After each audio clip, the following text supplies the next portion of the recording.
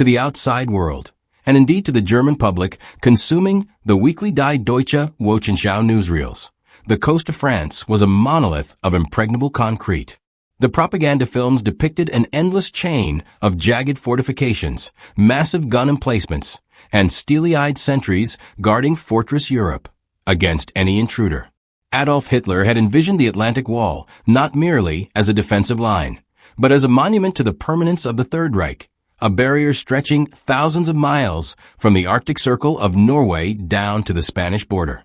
On paper, it was the greatest fortification project in human history. In the mind of the Führer, it was the shield that would allow him to turn his back on the West and crush the Soviet Union in the East without fear of a second front.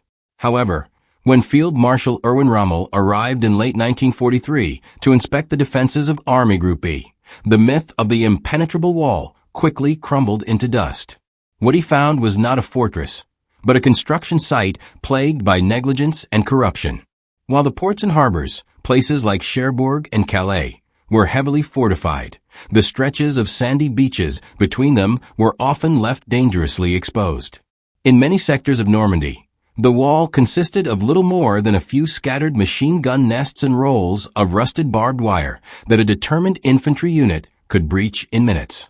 Rommel, a man of pragmatism and speed, was horrified to discover that the propaganda had fooled the German High Command more than it had fooled the Allies. The root of the problem lay in a chronic shortage of resources that had been strangling the German war effort since the tide turned in Russia. The concrete and steel required to turn Hitler's sketches into reality were in short supply, diverted to repair bombed-out cities in the fatherland or to construct the secret launch sites for the V-1 and V-2 rockets. The organization tote, responsible for the construction, was overwhelmed and understaffed, forcing local French laborers to work at a sluggish pace. By the spring of 1944, vast sections of the coastline existed only on blueprints, leaving the German commanders in France to defend a phantom fortification that looked formidable from the air, but was hollow on the ground. Compounding the structural weakness was the quality of the troops assigned to man these lonely outposts. The elite fighting units, the battle-hardened veterans of the Eastern Front, were largely kept in reserve or refitting far inland. The men left to stare out at the gray Atlantic were often second-rate formations, the static divisions. These units were a motley collection of older men suffering from physical ailments, young boys with barely any training, and the Ostruppen, conscripted prisoners of war from the Soviet Union and Poland who had little desire to die for Germany. They were soldiers equipped with captured French or Czech weapons, creating a logistical nightmare for ammunition supply, waiting for an invasion they prayed would never come. Realizing that the concrete would never be finished in time, Rommel initiated a frantic campaign of improvisation to thicken the defenses. If he could not build bunkers, he would build death traps. He ordered the installation of millions of mines and the construction of Rommel's asparagus, wooden poles tipped with explosives and planted in the open fields behind the beaches to tear apart Allied gliders. He flooded the lowlands to drown paratroopers and welded steel girders into Czech hedgehogs to rip the hulls of landing craft. For months, the Desert Fox drove his men to exhaustion, trying to substitute ingenuity for the lack of reinforced concrete. Despite Rommel's frantic energy, a fundamental strategic disagreement plagued the defense. The Atlantic Wall was designed as a crust defense, a hard outer shell with a soft interior. The prevailing German doctrine relied on the idea that if the enemy landed, they must be destroyed exactly at the water's edge. There was no defense in depth. If the Allies punched a hole through the initial line of bunkers, there were no secondary fallback lines to stop them from rushing into the French interior. This all-or-nothing gamble meant that the thousands of miles of coastline had to be perfect everywhere, while the Allies only needed to be lucky in one specific spot. The geography itself became a deceptive enemy. The German High Command, including Hitler, remained fixated on the Pas de Calais, the narrowest point of the English Channel.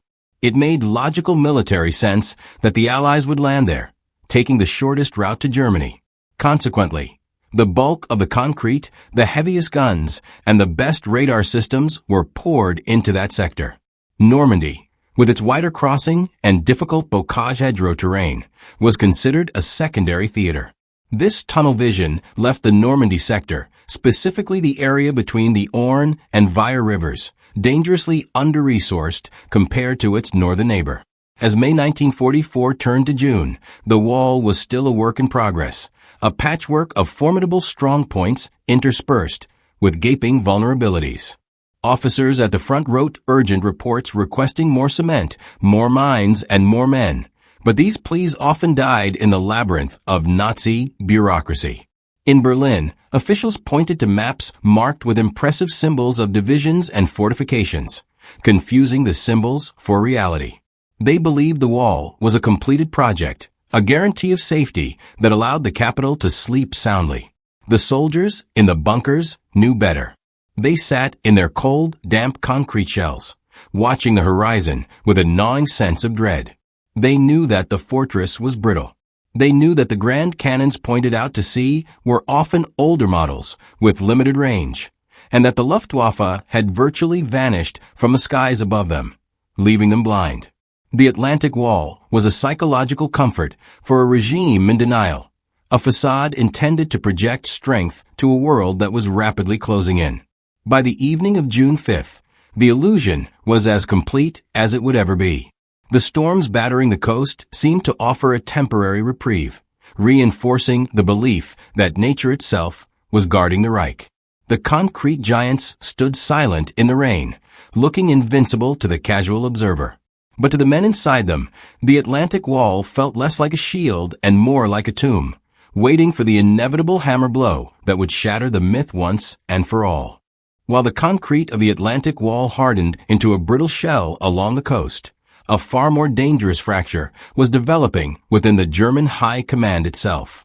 The defense of France did not rely solely on static bunkers. It depended heavily on the Wehrmacht's most fearsome weapon, the Panzer divisions. However, the deployment of these armored giants sparked a bitter ideological war between two of Germany's most celebrated field marshals.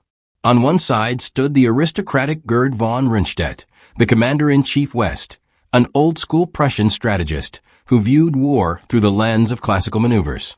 On the other was Erwin Rommel, the Desert Fox, a man who had felt the stinging reality of modern Allied air power in North Africa and knew that the old rules of warfare no longer applied. The core of the disagreement lay in how to handle the overwhelming air superiority of the Allies. Rundstedt, supported by the Inspector General of Armored Troops Heinz Guderian, argued for a traditional defense in depth. He believed it was impossible to predict exactly where the Allies would land. Therefore, he proposed holding the bulk of the Panzer divisions far inland, near Paris, as a massive central reserve. His logic was sound by pre-1943 standards. Once the Allies committed to a landing site, the German mobile reserves would counterattack en masse, driving into the enemy flank and crushing the invasion force after it had extended itself inland.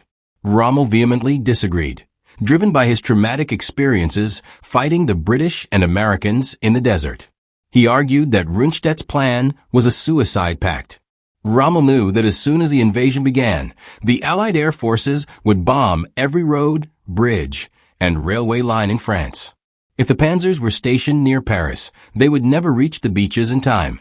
They would be destroyed in their transit columns before they even fired a shot. The war will be won or lost on the beaches, Rommel famously declared.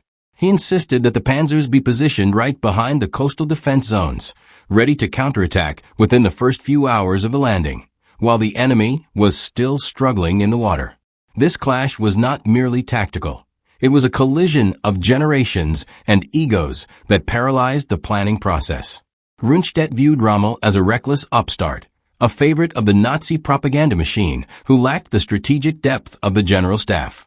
Rommel, in turn, viewed the Berlin-based generals as out of touch with the reality of the Jabos, the Allied fighter bombers that dominated the daylight skies. The arguments raged in chateaus and map rooms throughout the spring of 1944. With neither marshal willing to concede. The entire defense of Western Europe hung in the balance of this stalemate. Unable to resolve the dispute between his two top commanders, the decision was inevitably kicked up the chain of command to Adolf Hitler. This was the moment where a decisive leader would have chosen one plan or the other. However, Hitler's distrust of his generals had grown pathological. He feared giving Rundstedt too much power by handing him a massive central reserve, yet he also hesitated to commit everything to the coast as Rommel wanted, fearing a diversionary attack might trap his tanks in the wrong place. In a decision that would prove fatal, Hitler chose a compromise that satisfied no one and achieved the worst of both worlds. He split the difference. He allowed Rommel operational control over 3 panzer divisions to place relatively close to the coast, but he stripped the remaining 4 elite divisions, the core of the German armored might, away from both Rommel and Rundstedt. These units, including the fearsome Panzerlehr and the 12th SS Hitlerjugend, were placed under the designation of OKW Reserve, High Command Reserve. This new command structure created a bureaucratic nightmare. Neither Rundstedt nor Rommel had the authority to move these strategic reserves. They were to remain stationary until Hitler himself gave the order to release them. The logic was that the Führer, sitting in his headquarters thousands of miles away, would maintain the big picture view and decide when to play his trump cards. The local commanders, the men who would actually see the enemy ships on the horizon, were effectively handcuffed, stripped of the ability to react instantly to a developing crisis. The location of these OKW reserves was agonizingly tantalizing. They were not stationed as far back as Paris, but they were not close enough to the beaches to intervene immediately without driving. They sat in a limbo zone, concealed in forests and camouflage depots, engines cold, waiting for a telephone call from the Obersalzberg. The crews spent their days maintaining the heavy Tiger and Panther tanks, unaware that their deployment protocols had just been rewritten to require the personal permission of a man who slept late and despised being woken up. By creating this centralized control, Hitler had unknowingly built the mechanism of his own defeat. The compromise meant that Rommel did not have enough strength on the beaches to stop the invasion immediately, and Rundstedt did not have the authority to launch a massive counterattack once the invasion began. The most powerful armored force in the world had been reduced to a chess piece that could only be moved by one player. As June approached, the strategic dispute settled into an uneasy silence. The tanks were parked, the commanders returned to their routines, and the protocols were set in stone. The German war machine in the West was powerful, heavy, and lethal, but its nervous system had been severed. The reaction time of the panzer divisions was no longer determined by the speed of their engines, but by the waking habits of the Führer. The stage was set for a catastrophe, where minutes would be measured in lives, and hours would decide the fate of the continent. As May bled into June, the tension along the French coast became almost palpable, a physical weight pressing down on every soldier from the lowest private to the highest field marshal. The German High Command knew the invasion was imminent. The massive buildup of troops in southern England could not be hidden indefinitely. However, the timing of the blow was dictated not by generals, but by the moon and the sea. The Germans had calculated the precise conditions required for an amphibious assault. The Allies needed a full moon for paratrooper visibility and a low tide at dawn to expose the underwater obstacles Rommel had so painstakingly planted. These specific parameters meant the window of opportunity was narrow, opening for only a few days each month. In the first week of June, the calendar signaled that the window was open. The moon was full, and the tides were favorable. The German coastal units were placed on the highest level of alert, expecting the horizon to darken with ships at any moment. But then, an unpredictable ally intervened: the weather. A deep depression moved in from the North Atlantic, bringing with it gale-force winds, driving rain, and churning seas. The English Channel, usually a choppy barrier, transformed into a violent cauldron of whitecaps and swelling waves that would capsize flat-bottomed landing craft before they could even reach the shoreline. In Paris, the task of interpreting these atmospheric omens fell to Major Leto, the chief meteorologist for the German forces in the West. He and his team worked in a high-pressure environment, analyzing charts and barometric readings to advise the High Command. However, Leto was fighting with one hand tied behind his back. Unlike the Allies, who had a vast network of weather stations across the Atlantic, Iceland, and Greenland, the Germans had lost their weather ships and observation posts to the British Navy earlier in the war. They were effectively blind to the weather patterns forming deep in the Atlantic until those patterns were already over Europe. Based on the limited data available to him, Major Leto drew a scientifically sound but fatally incomplete conclusion. The storm front currently battering the coast showed no signs of abating. According to his charts, the high winds and rough seas would continue for several days, overlapping perfectly with a critical tidal window. By the time the storm was predicted to break, the tides would be high, covering Rommel's beach obstacles and making a landing suicidal for the Allies. In the rigid logic of the German military mind, no rational commander would launch an invasion in such conditions. On June 4th, Leto issued his official forecast. It was a document of profound consequence. He predicted that the weather would remain too severe for any naval or aerial operations until at least mid-June. The Luftwaffe grounded its reconnaissance planes, as flying in such turbulence was deemed pointless and dangerous. The Kriegsmarine canceled its E-boat patrols in the Channel, keeping the vessels docked safely in the harbors of Cherbourg and Le Havre. The eyes of the German military, usually straining to see across the water, were effectively shut by the certainty of the storm. This forecast rippled through the chain of command like a sedative. At the headquarters of Army Group B in La Roche-Guyon, the mood shifted from high anxiety to palpable relief. The logic was undeniable. General Eisenhower might be the supreme Allied commander, but he could not command the wind. The Germans believed that nature had granted them a reprieve, a 2-week extension to continue fortifying the Atlantic wall before the next tidal window opened in late June. The frantic pace of the previous weeks slowed down. The adrenaline faded. The tragedy of this assessment was that it was not technically wrong. The weather was terrible, but it missed a microscopic nuance that the Allies had detected. The Allied meteorologists, with their superior deep-sea data, had spotted a temporary lull, a brief break in the storm that would last roughly 24 hours starting on the morning of June 6th. The Germans, blind to the Atlantic data, saw only the continuous storm front. They assumed the weather was a solid wall, while the Allies saw a small, risky door. Secure in the belief that the invasion was impossible, the rigid discipline of the German army began to relax. Officers requested leave passes to visit nearby towns. Training exercises were scheduled to replace combat patrols, and the general state of readiness was downgraded. The terrifying anticipation of a longest day was replaced by the mundane routine of waiting out the rain. The bunkers remained manned, but the eyes watching the sea were no longer expecting to see an armada. They were simply watching the waves crash against the shore. This false sense of security reached the very top of the hierarchy. If the invasion was impossible for the next fortnight, there was no need for the commanders to remain glued to their tactical maps. The strategic paralysis discussed in the previous chapter, combined with this new meteorological assurance, created a perfect storm of complacency. The weather report became the permission slip for the entire Western Front to exhale, unaware that they were lowering their shields at the precise moment the enemy was unsheathing his sword. As the rain lashed against the windows of the German headquarters on the night of June 4th, the decision was made that the immediate danger had passed. The impossible weather had become the ultimate deception, providing a cloak of safety that was entirely illusionary. With the forecast signed and delivered, the stage was set for the next fateful decision.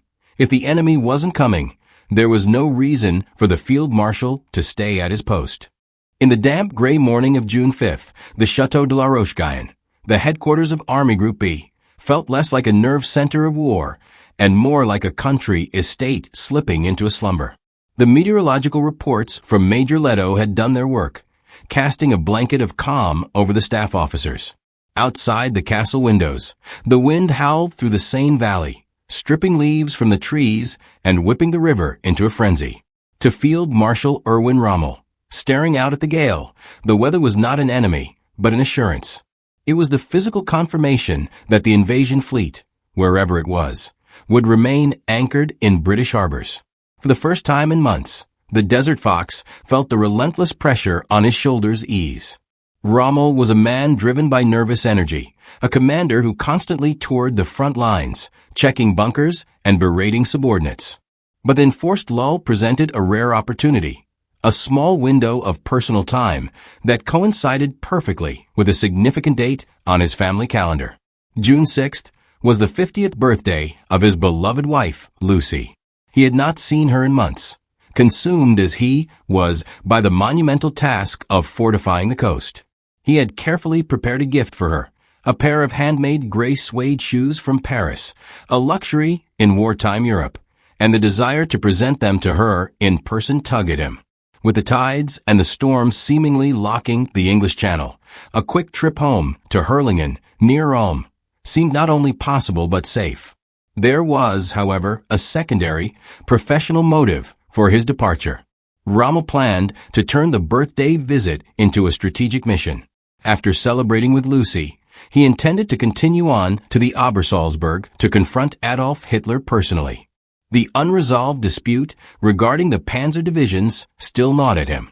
He believed that if he could just speak to the Führer face-to-face, away from the poisonous atmosphere of the General Staff, he could convince Hitler to move the 12th SS and Panzer Lehr divisions closer to the coast. He packed his maps and arguments alongside Lucy's birthday shoes, believing he could win the argument that would save the Western Front. At 7 a.m. on June 5th, Rommel climbed into his open-topped Horchstaff car. As the vehicle crunched over the gravel of the driveway and passed through the castle gates, the commander-in-chief of Army Group B was physically removing himself from the theater of operations. The drive was long and arduous, spanning nearly the entire width of France and into Germany. As the car sped east, putting mile after mile between Rommel and the Atlantic, the field marshal relaxed, watching the storm clouds that he believed were his guardians. He remarked to his aide, Captain Helmuth Lang, that it was a relief to leave the tension of the coast behind for a few days. Rommel was not the only senior commander abandoning his post that morning. In a twist of fate that borders on the unbelievable, a massive Kriegspiel, a war game simulation, had been scheduled for the morning of June 6th in the city of Rennes, far to the south in Brittany. The exercise was designed to simulate exactly what everyone feared, an Allied paratrooper landing. Consequently, many of the division commanders and the head of the 7th Army, General Friedrich Dahlmann, were also on the road, traveling away from their coastal headquarters to attend the map exercise. The leadership structure of the German army in Normandy was effectively dismantling itself, leaving the front line presided over by duty officers and second-in-commands. By the afternoon, Rommel's staff car was deep inside Germany. Back in France, the chain of command had developed a hollow center. At La Roche-Guyon, Rommel's chief of staff, General Hans Speidel, remained in charge. Speidel was a capable intellectual, a man of culture and philosophy, but he lacked the raw charisma and the instinctive authority of Rommel. The Desert Fox was the soul of the Atlantic Wall. The soldiers trusted him, and the enemy feared him.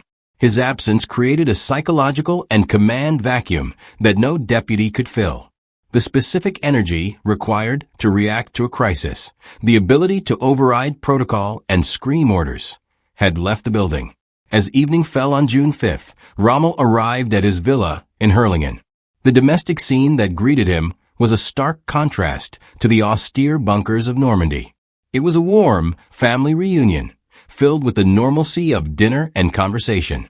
He presented Lucy with the gray suede shoes, and she was delighted.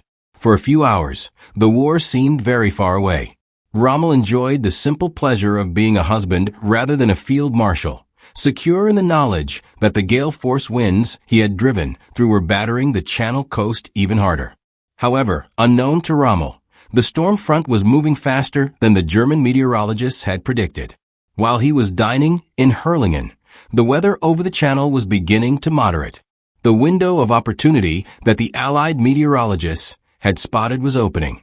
At the very moment Rommel was unbuttoning his tunic to relax, thousands of engines were roaring to life in the ports of southern England. The massive armada, which he had stared at the horizon for months waiting to see, was finally casting off its moorings. The irony was crushing. For years, Rommel had obsessed over every detail of the anti-invasion defenses. He had personally designed the obstacles, positioned the batteries, and trained the men. He had predicted that the first 24 hours would be decisive. Yet, as the clock ticked toward midnight, the architect of the Atlantic Wall was hundreds of miles away, completely cut off from his communication center. He went to bed that night in his own home, tired from the long drive, expecting a quiet Tuesday to celebrate his wife's birthday. Back at La Roche-Guyon, the office of the commander-in-chief sat dark and silent. The leather chair behind the heavy oak desk was empty. The maps lay folded. The telephones sat on their cradles. The critical link between the frantic reports that were about to flood in and the decisive action required to meet them was missing. The stage was set for the invasion to begin against a headless giant. The empty chair would soon become the most expensive piece of furniture in the history of the Third Reich. As the church clocks in Normandy chimed midnight, ushering in the early minutes of June 6th, the gale that had battered the coast began to mix with a new mechanical sound. High above the cloud layer, the drone of aircraft engines grew from a distant hum into a deafening roar. Inside the German radar bunkers along the coast, operators stared at their screens in bewilderment. The glowing green displays, usually clear or dotted with distinct blips, suddenly erupted into a chaotic blizzard of static. The Allied bombers streaming overhead were dropping millions of strips of aluminum foil, cut to specific lengths to jam German frequencies. To the electronic eyes of the Reich, the sky was not just full of planes. It was a solid wall of noise, blinding them to the true size and direction of the approaching force.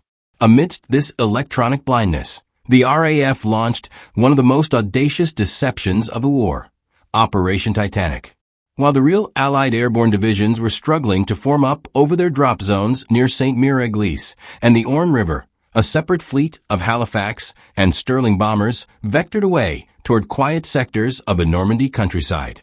Their target zones were carefully chosen, specifically the area near Yvetot and St. Lo, far away from the actual invasion beaches.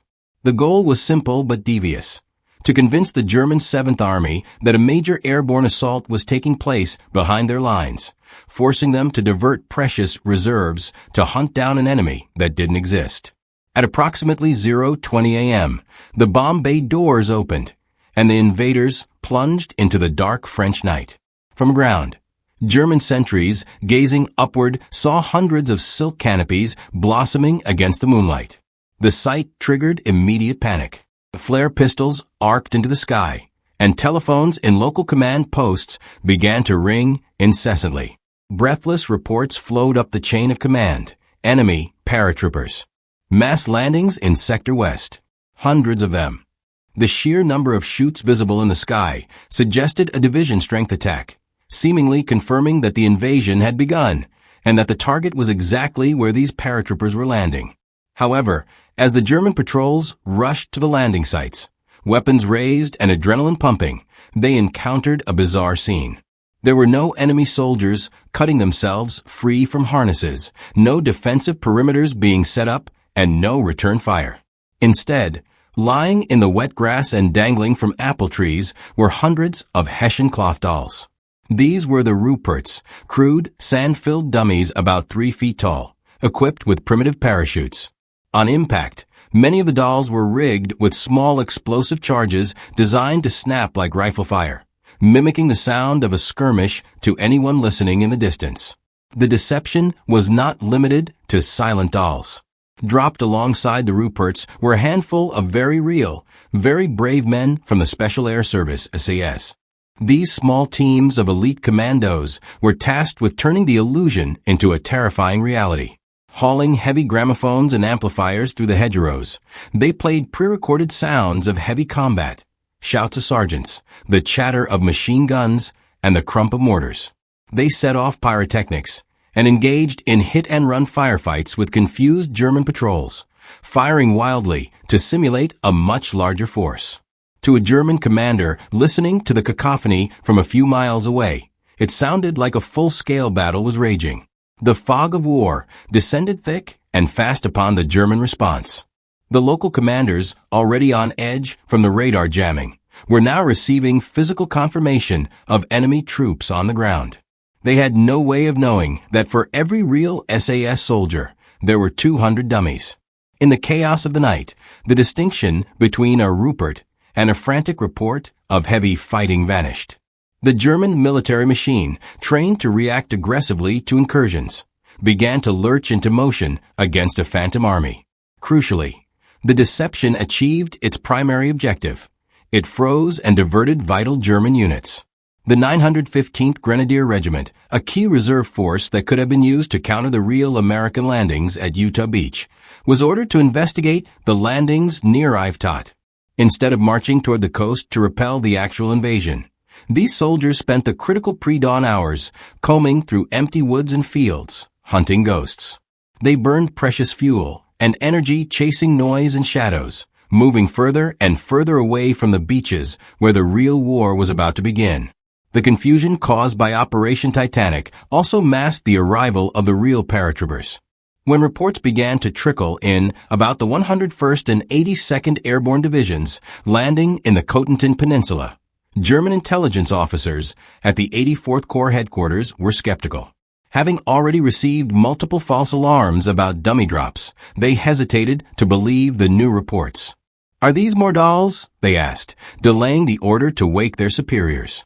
The boy who cried wolf effect had been weaponized. The fake landings made the real landings seem like just another diversion. As the night wore on, the Ruperts lay scattered across the French countryside, their canvas bodies soaking up the rain. Some were captured by bewildered German patrols who felt foolish holding a doll at gunpoint. Others remained undiscovered in the high branches of trees. But their job was done.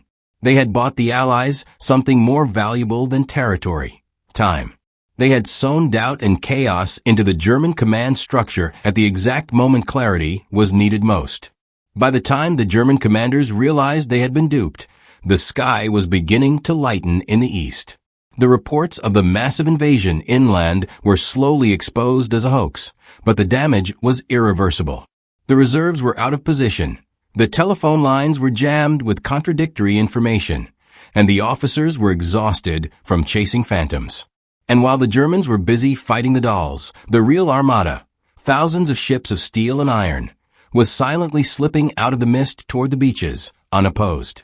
While the dummy paratroopers of Operation Titanic were distracting units deep in the interior, a very different reality was descending upon the coastal sectors.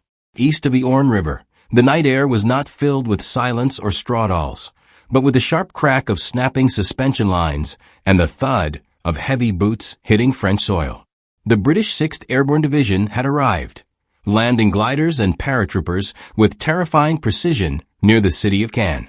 For the German soldiers of the 716th Infantry Division, tasked with guarding this stretch of the Atlantic Wall, the war did not begin with a roar of artillery, but with the sudden, chilling realization that they were no longer alone in the dark. The 716th was a static division, composed largely of older German reservists and young conscripts who had spent years staring out at the ocean, expecting the danger to come from the waves. They were mentally and physically prepared to fight a war in front of them, firing their weapons toward England. However, shortly after midnight, the unthinkable happened. Patrols near the village of Benouville began to hear strange, foreign voices in the hedgerows behind them. Then came the sound of short, intense firefights erupting inland. The psychological impact was immediate and devastating. The enemy had somehow bypassed the wall entirely and was now operating in their rear. Compounding the terror was the sudden disintegration of the nervous system of the German defense. Coordinated with the airborne landings, the French resistance initiated Plan Violet, a prearranged campaign of sabotage to sever the Wehrmacht's underground telephone cables. Almost simultaneously, across Normandy, phone lines went dead.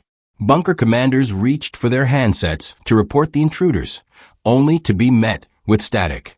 The sophisticated communications network that Rommel had relied upon to control the battle was sliced apart with wire cutters in the first hour of the invasion. Isolated outposts were now fighting in a vacuum, unable to warn their neighbors or request reinforcements.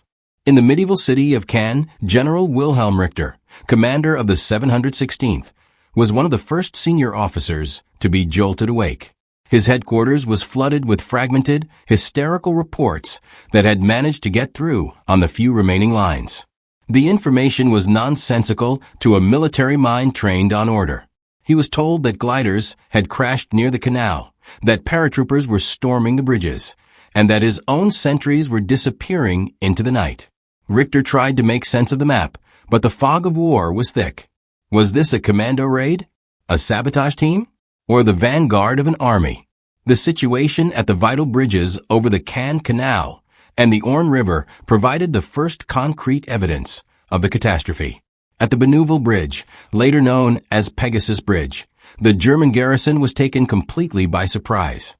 British gliders had landed so silently and so close to the objective that the German sentries were still pacing the deck when the British troops charged.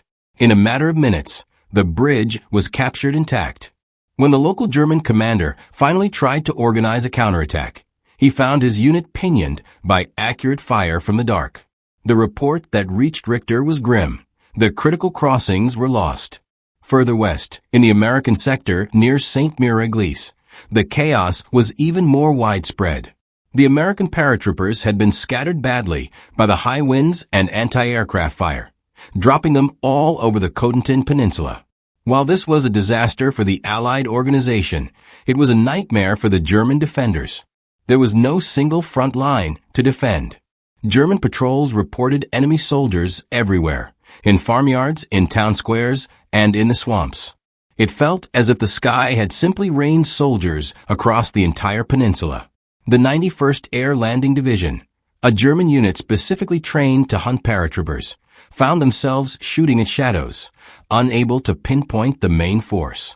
At the headquarters of the 84th Corps in St. Lo, General Erich Marx, a one-legged veteran of the Eastern Front, received the escalating reports with a grim stoicism. It was, ironically, his birthday as well, just like Rommel's wife. As the phone rang incessantly with news of enemy in the rear, Marx began to suspect the truth that others were denying. The sheer breadth of the reports, spanning from the Orne in the east to the Cotentin in the west, suggested something far larger than a diversion. Yet, he was hamstrung by the weather. Outside his window, the rain was still lashing down. The idea that the Allies would launch a massive, complex airborne operation in a gale seemed suicidal. The confusion was magnified by the lack of visual confirmation. Because the radar was jammed and the phone lines were cut, the German commanders were fighting blind. They could not see the enemy, they could only hear them. Every report was localized, a snapshot of a single firefight in a single field. There was no way to aggregate the data to see the shape of the invasion. Was it 500 men? 5,000? 50,000? Without this knowledge, the High Command in Paris hesitated to declare a full alert. They feared waking their superiors for what might turn out to be a minor raid.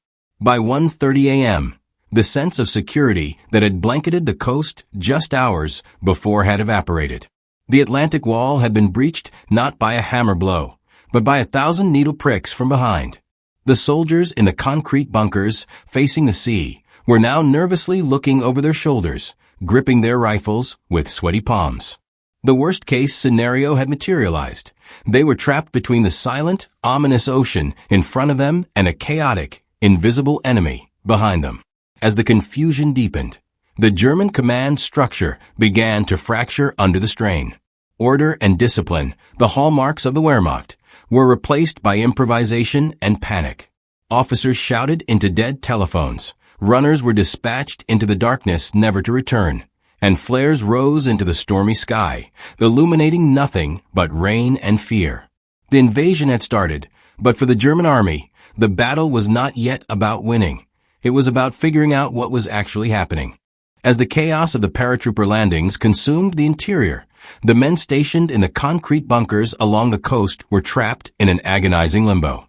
They could hear the distant thump of explosions behind them and the frantic chatter on the radio networks, but in front of them, the English Channel remained a void of darkness.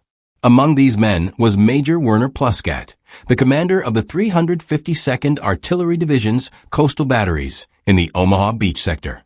Exhausted and on edge, Pluskat had spent the early hours of the morning pacing his command bunker, listening to the wind howl against the reinforced concrete.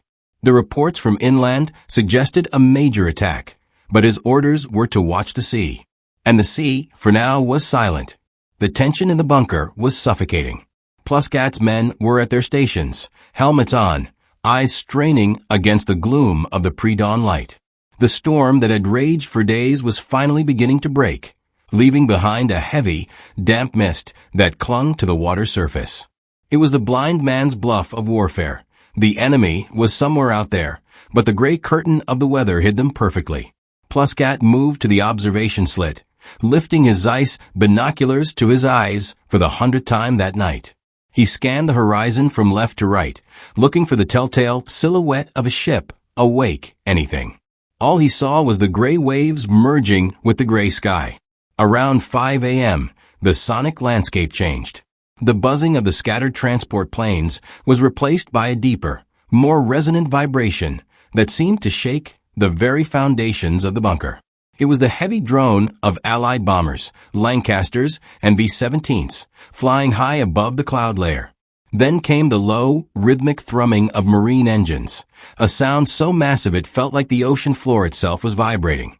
The dog at the bunker, a German shepherd usually calm, began to whine and paced nervously. Pluskat knew that sound. It wasn't the sound of a patrol boat. It was the sound of an armada. In a desperate bid to understand what was happening, Pluskat grabbed the phone to call Lieutenant Colonel Ocker at the regimental headquarters. "What is going on?" Pluskat demanded. Ocker, equally frazzled by reports of paratroopers cutting lines, replied that there was still no confirmation of a seaborne landing. "It's probably just a diversion," Ocker suggested, trying to convince himself as much as Pluskat. "Keep watching the horizon." Pluskat slammed the receiver down. The vibration in the floor was getting stronger. The sea was hiding something massive, and the mist was the only thing keeping the secret. Then, slowly, agonizingly, the curtain lifted. As the sun began to hint at rising in the east, the mist over the channel thinned. Pluskat raised his binoculars again, wiping the condensation from the lenses. He focused on a patch of the horizon that had been empty moments before. Through the optics, a dark shape materialized, a ship. Then another. Then 10. Then 100. Pluskat froze, his breath catching in his throat. He lowered the glasses, rubbed his eyes, and looked again, certain he was hallucinating from fatigue. He was not hallucinating. As the visibility cleared further, the true scale of the horror revealed itself. The horizon was literally gone. In its place was a solid wall of steel stretching as far as the eye could see, thousands of ships, from massive battleships and cruisers to swarms of small landing craft bobbing in the swell like corks.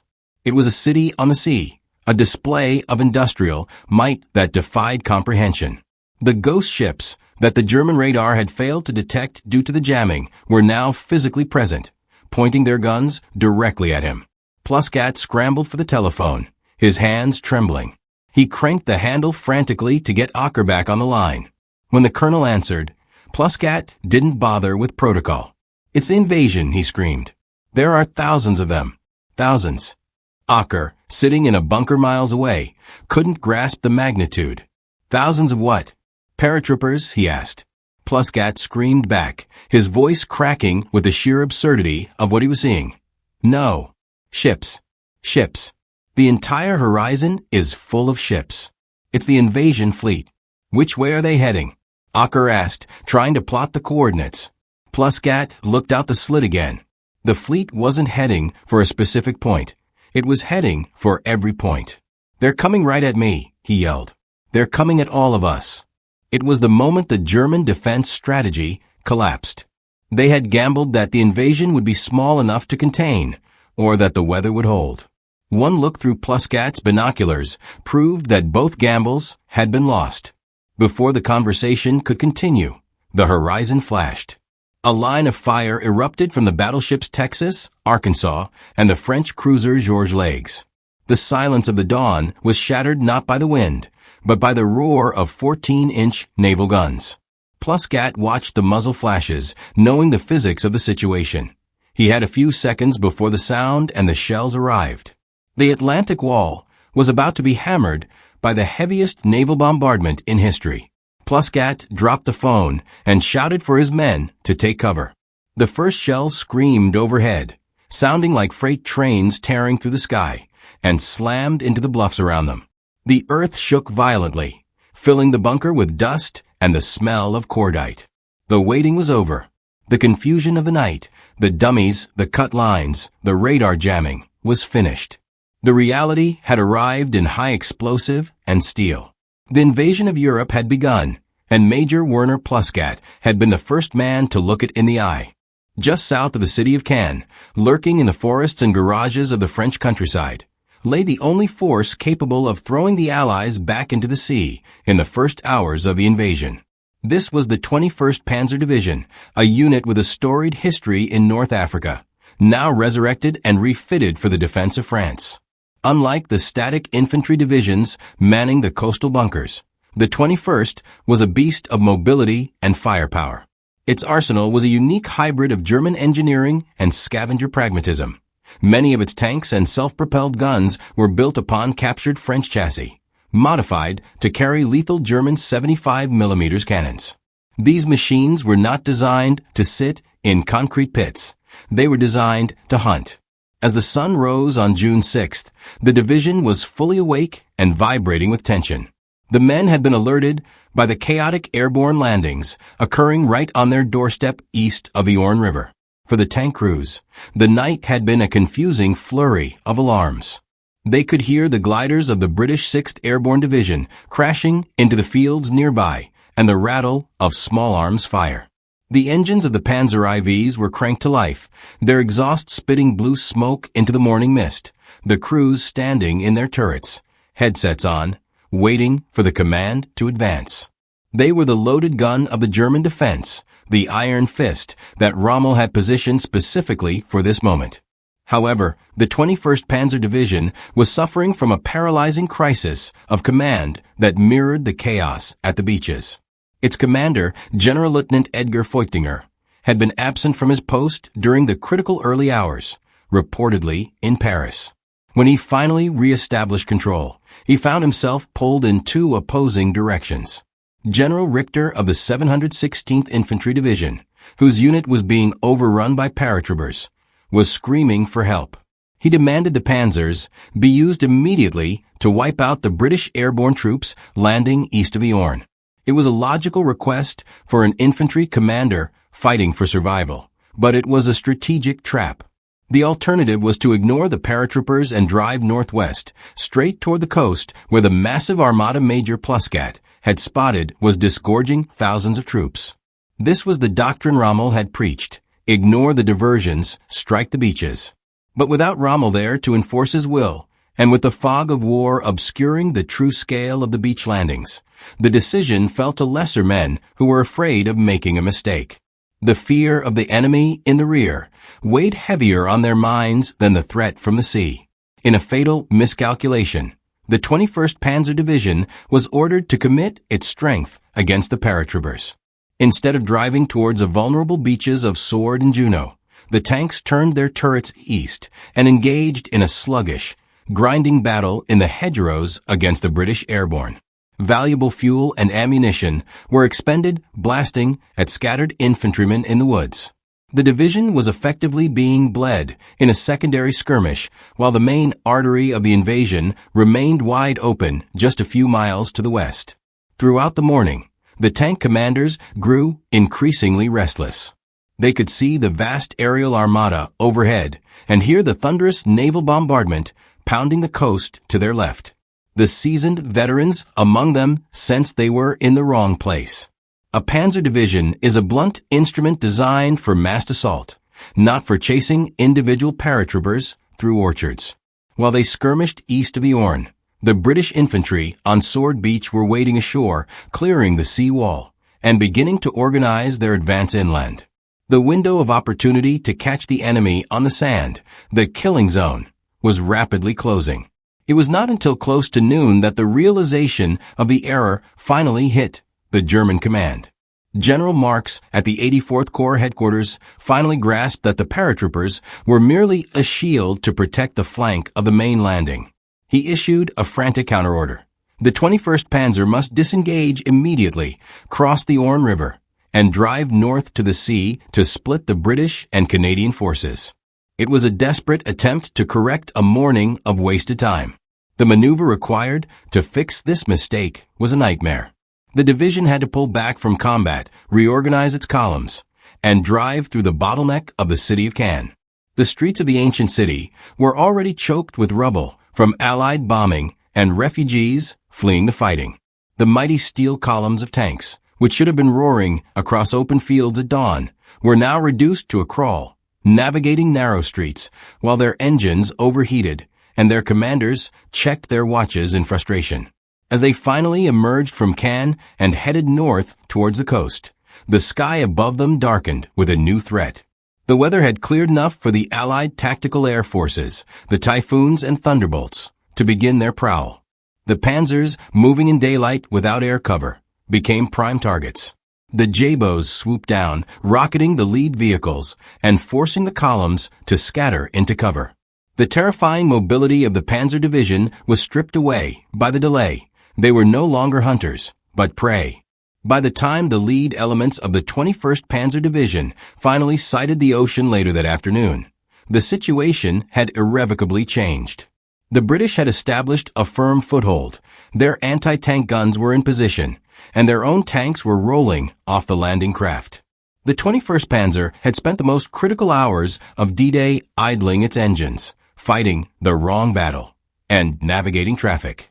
The only sword the Germans had ready to swing had been blunted before it could ever strike a blow.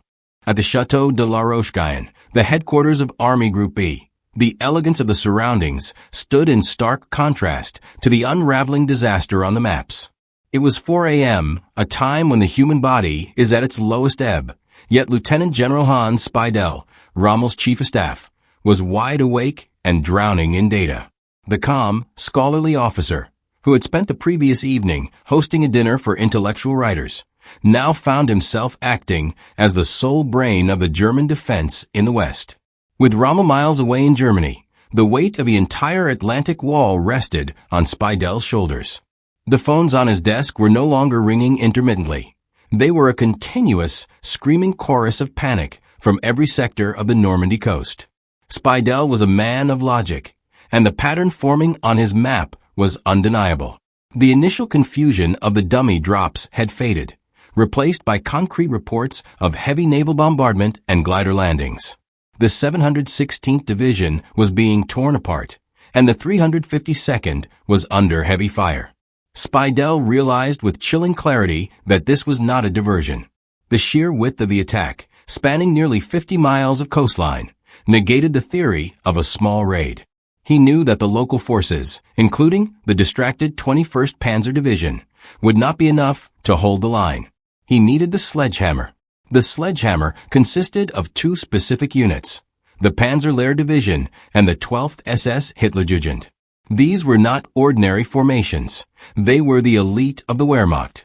Panzerlehr, commanded by Fritz Bayerlein, was perhaps the best-equipped armored division in the world, a model unit filled with the latest Panther tanks and seasoned instructors. The 12th SS, comprised of fanatical teenagers led by veteran officers, was a coiled spring of aggression. Both units were sitting in the interior, fully fueled, armed, and ready to move. They were close enough to reach the beaches by noon if the order was given immediately.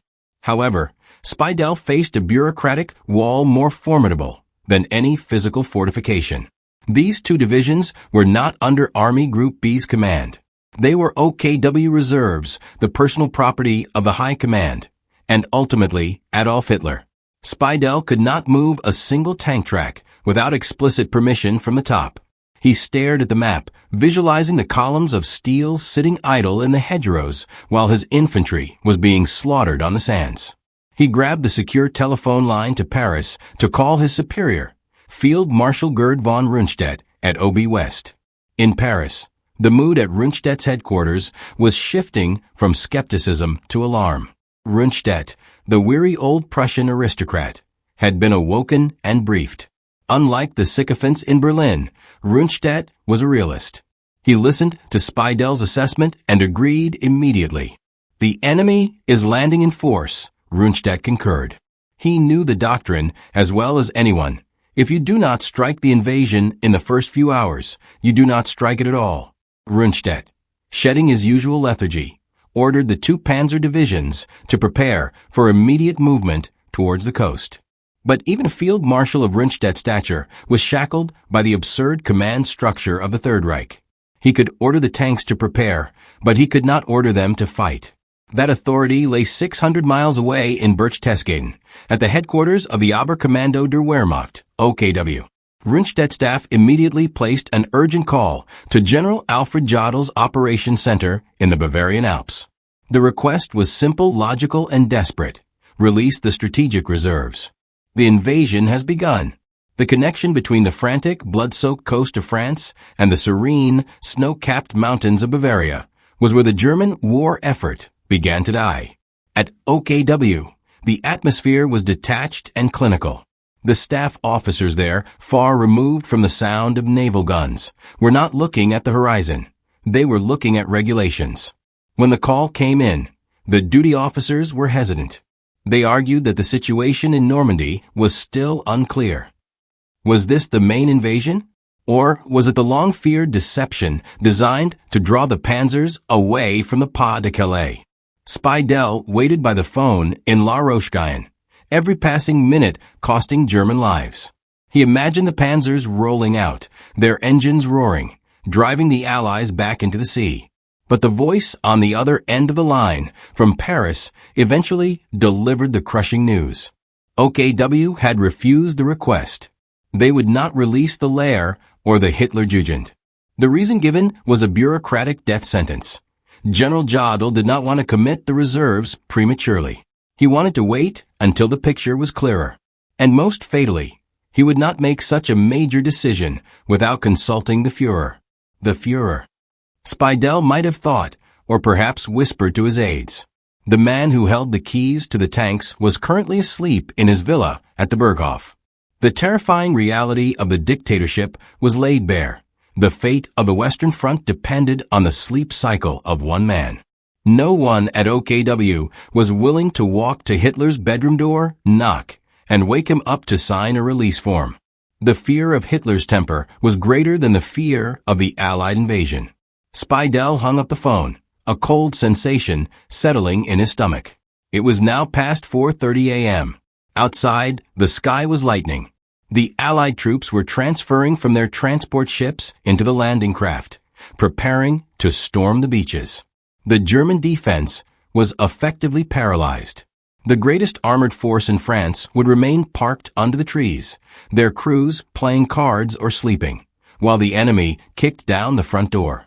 Spiedel had done his duty. He had identified the threat and requested the solution.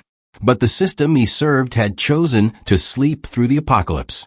High in the Bavarian Alps, the war felt less like a bloody struggle for survival, and more like an abstract concept plotted on paper. At the Berghof complex in Berchtesgaden, the headquarters of the Oberkommando der Wehrmacht, OKW, the air was crisp and the snow-capped peaks offered a scene of majestic tranquility. While the bunkers in Normandy were trembling under the impact of naval shells, the only sounds disturbing the morning silence in Bavaria were the chirping of mountain birds and the quiet shuffle of duty officers. At the center of this detached world sat Generaloberst Alfred Jodl, the chief of the operations staff. He was a man of cold intellect and rigid discipline, the gatekeeper to the Führer's military will. Around 5 a.m., the tranquility of Jodl's command post was broken by the ringing of the secure telephone. On the line was General Blumentritt, calling from Paris on behalf of Field Marshal von Rundstedt.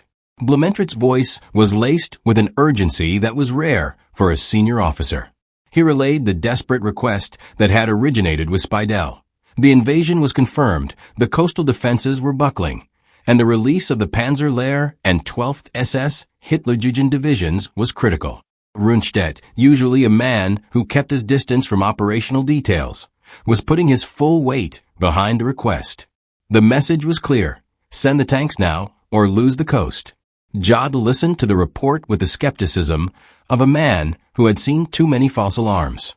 His eyes scanned the large situation map pinned to the wall, a map that showed the entirety of Western Europe. To Jodl, the landing in Normandy looked suspicious. It was too obvious, and yet, paradoxically, not big enough. Intelligence reports had spent months warning of a massive Allied army group under General Patton assembling in southeast England, directly across from the Pas de Calais. Jodl was deeply influenced by this phantom threat. If he released the strategic reserves to fight in Normandy, and the real invasion struck Calais 2 days later, he would be responsible for leaving the road to Germany wide open. "We must wait and see," Jodl replied, his voice calm and bureaucratic. He argued that the reports from the coast were confusing and contradictory. Were these paratroopers the main force, or were they merely a diversionary raid intended to panic the German command? Jodl held firm to the doctrine that one does not commit the strategic reserve until the enemy's Schwerpunkt, their main point of effort, is absolutely identified. In his view, jumping at the first report of fighting was amateurish. He needed clarity, something the chaotic dawn of D-Day could not provide. Blumentritt pressed him, arguing that by the time clarity was achieved, the Allies would be ashore. He reminded Jodl that the tanks needed hours to mobilize and drive to the front. Every minute of delay was a mile of French territory ceded to the enemy. But Jodl was immovable. He was operating under a strict mandate that had been drilled into him by Hitler himself. The control of the operational reserves belonged to the Führer alone.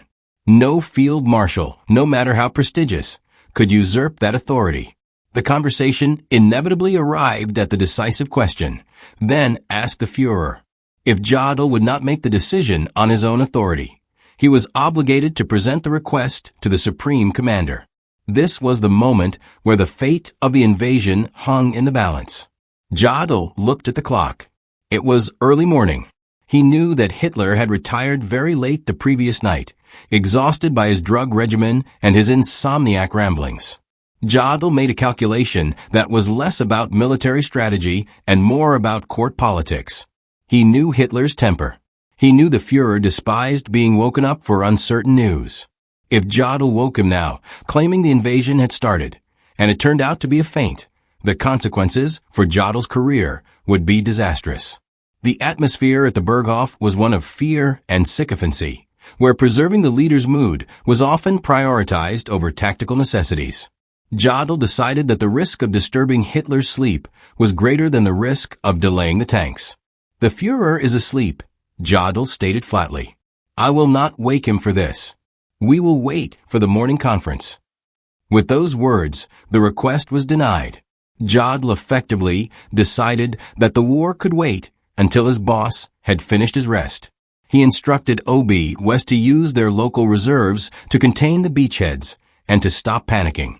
He believed that the Atlantic Wall, even if breached, could hold for a few more hours until Hitler was awake and ready to look at the maps properly. The call ended, leaving the telephone line cold and the connection broken. In Paris, Blumentritt and Rundstedt stared at each other in disbelief. They had the tanks, they had the fuel, and they had the target, but they had been paralyzed by a refusal to knock on a bedroom door. The rigidity of the Nazi command structure had turned into a suicide pact. The decision was final. The Panzerlehr and the 12th SS would remain in their assembly areas, engines off, camouflaged under the trees. Back in Normandy, the sun was fully rising. The Allied troops were pouring onto the beaches by the thousands, unchecked by the heavy armor that should have been rushing to meet them. General Jodl returned to his work, confident that he had followed protocol and protected the Führer from unnecessary disturbance. He did not realize that by letting Hitler sleep, he had just ensured that the Third Reich would never wake up from the nightmare that was beginning in the West. While General Jodl was coldly enforcing bureaucratic protocol in the operations room, a few hundred yards away in the main villa of the Berghof, the reason for his hesitation lay buried under heavy duvets. The silence in Hitler's private quarters was absolute, protected by thick carpets and soundproof walls. To the outside world, Adolf Hitler was the dynamic Führer, the tireless genius working through the night to save Germany.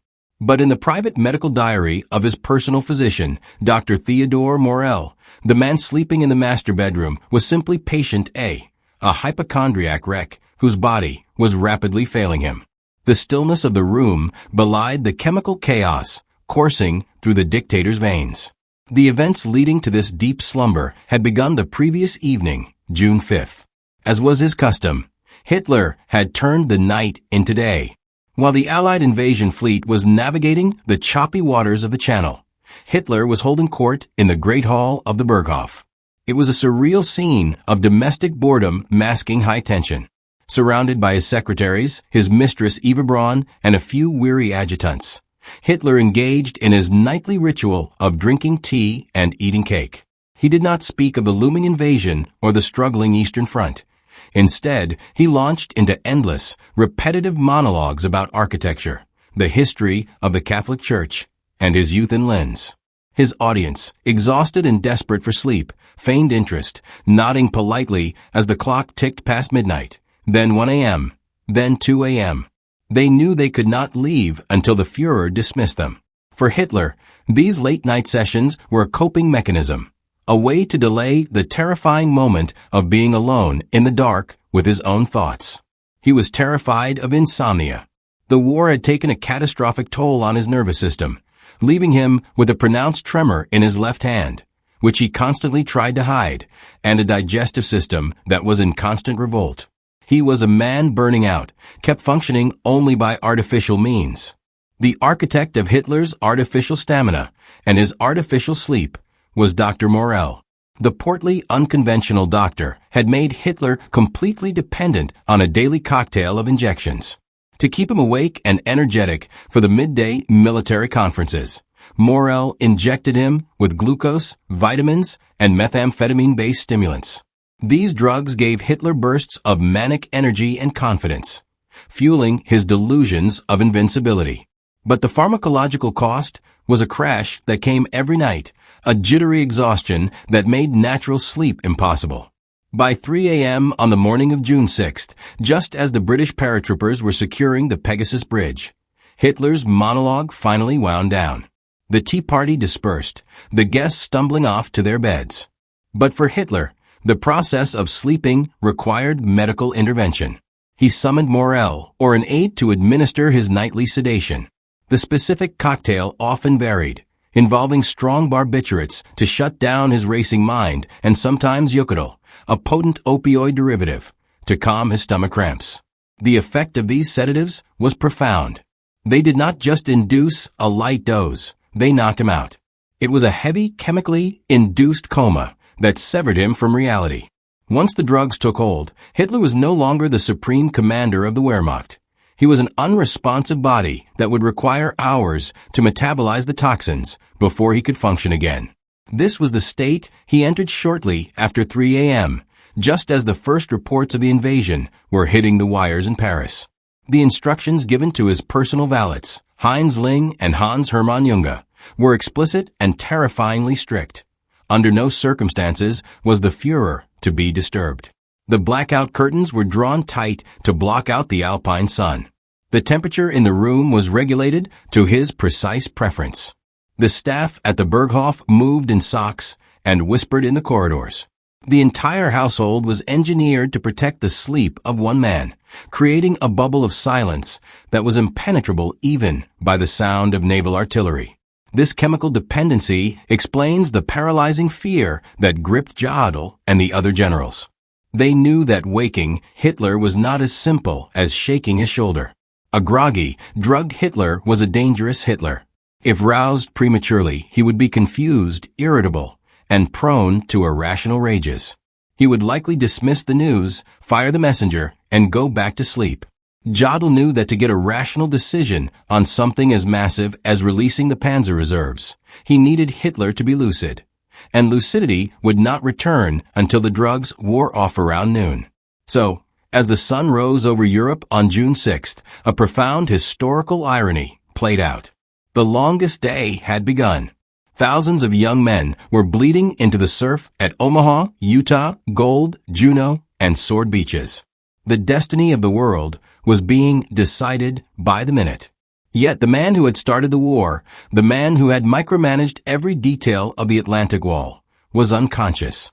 While the American Rangers scaled the cliffs of Point du Hoc and the British tanks rolled off the landing craft, Patient A lay motionless in his bed.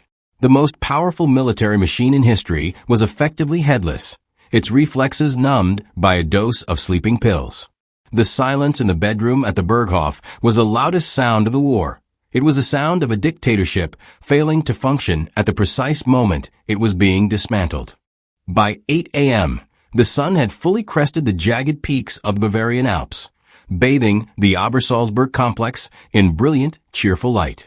The weather at the Berghof was perfection, a stark, blinding contrast to the gray, smoke-choked beaches of Normandy. Outside the villa, the SS guards patrolled the perimeter with their usual stoic efficiency, their boots crunching softly on the gravel paths. Inside, however, the atmosphere was thickening with a suffocating tension. The Great Hall, with its massive picture window overlooking the Untersberg, was quiet, but it was the silence of a held breath. The news of the invasion had now permeated the household staff, the adjutants, and the secretaries. Everyone knew, but no one moved. The epicenter of this paralysis was the antechamber directly outside Hitler's private suite. Here, the fate of the German military machine was held hostage by a closed oak door. The man guarding that door was SS Obersturmbannführer Heinz Ling, Hitler's personal valet. Ling was a man of immense but specific power. He controlled the timeline of the Führer's day. He alone decided when the curtains were drawn and when the morning newspapers were presented. On this morning, Ling found himself standing at the center of a hurricane. Messages from the military teleprinters were piling up on the silver trays in the adjutant's office, each one more frantic than the last, screaming for the release of the Panzer reserves. The psychology of the Obersalzberg was unique and terrifying. It was a court where the mood of the monarch dictated reality. The staff had learned through years of exposure that bringing bad news to Adolf Hitler before he had his morning tea was a dangerous gamble. They had seen generals humiliated and officers screamed at for disturbing his rest. The standing order was absolute. The Führer was to determine his own waking hour. To violate this was not just a breach of protocol. It was seen as a personal betrayal of his health. The fear that gripped Ling and the military adjutants, like General Rudolf Schmundt, was not a physical fear of punishment, but a psychological subservience that had eroded their ability to act independently. As the morning wore on, the pressure from the outside world tried to batter down the door. Calls continued to come in from Berchtesgaden below, where the lower-ranking staff were monitoring the BBC. The British radio was broadcasting openly that the invasion had begun. It was an absurd situation. The enemy was announcing their movements to the world, while the German head of state remained in a chemical slumber, protected by his own guards from the truth. The adjutants whispered in the corridors, debating who should take the risk. "Is it confirmed?" they asked one another, clutching the telegrams. "Is it the main invasion, or is it a feint?" This uncertainty became their shield. They clung to the skepticism radiating from General Jodel's office. If the High Command wasn't 100% sure that this was the attack, then waking the Führer was unjustifiable. They convinced themselves that they were protecting him from unnecessary agitation. If they woke him for a diversionary raid, he would fly into a rage at their incompetence. They rationalized that a few more hours would not make a difference. A fatal error in judgment born from a lack of understanding of modern mobile warfare. They treated the war like a bureaucratic file that could be opened during office hours, rather than a fluid crisis. Inside the bedroom, the silence was absolute. The heavy curtains blocked out the alpine sun, and the soundproofing kept the ringing telephones at bay. Hitler lay deep in the trough of the sedatives Dr. Morell had administered hours before. His body was recharging. His subconscious mind drifting far away from the cliffs of Point du Hoc, where American Rangers were currently fighting hand-to-hand with his soldiers. The drugs had done their job too well. They had turned the supreme commander into a void at the center of the decision-making loop. Outside the door, the routine of the household continued with a grotesque normalcy. The maids began to prepare the breakfast trolley. The silver was polished, the fresh rolls were arranged, and the specific marmalade Hitler preferred was placed in its dish. Ling laid out the newspapers, scanning the headlines that were already obsolete because they had gone to print before the invasion began. This domestic ritual proceeded as if the world hadn't changed overnight. The clinking of china and the smell of coffee masked the reality that the Third Reich was burning. Around 9:30 a.m., General Fegelein, the liaison officer for the Waffen-SS and brother-in-law to Eva Braun, arrived at the Berghof. He was known for his brashness and his closeness to the inner circle. Even he, aware of the chaos unfolding in France, hesitated to breach the sanctity of the bedroom. The culture of the Führer principle meant that the leader was infallible and untouchable. To wake him was to imply that the situation was out of his control, a thought that was heretical to the true believers in the household. So Fegelein too waited. As the clock ticked toward 10 a.m., the window for a decisive German counterattack was slamming shut.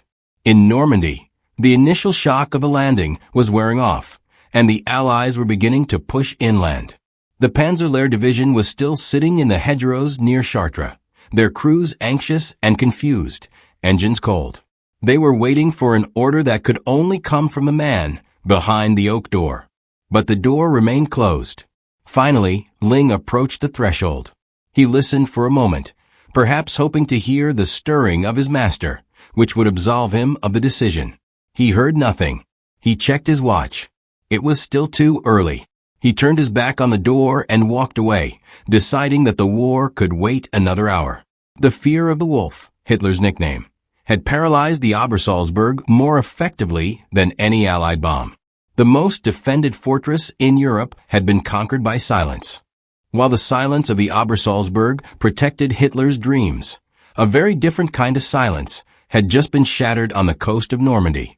At Omaha Beach, the sector defended by the battle-hardened 352nd Infantry Division, the naval bombardment lifted at 6:30 a.m. For a brief, ringing moment, the world was still.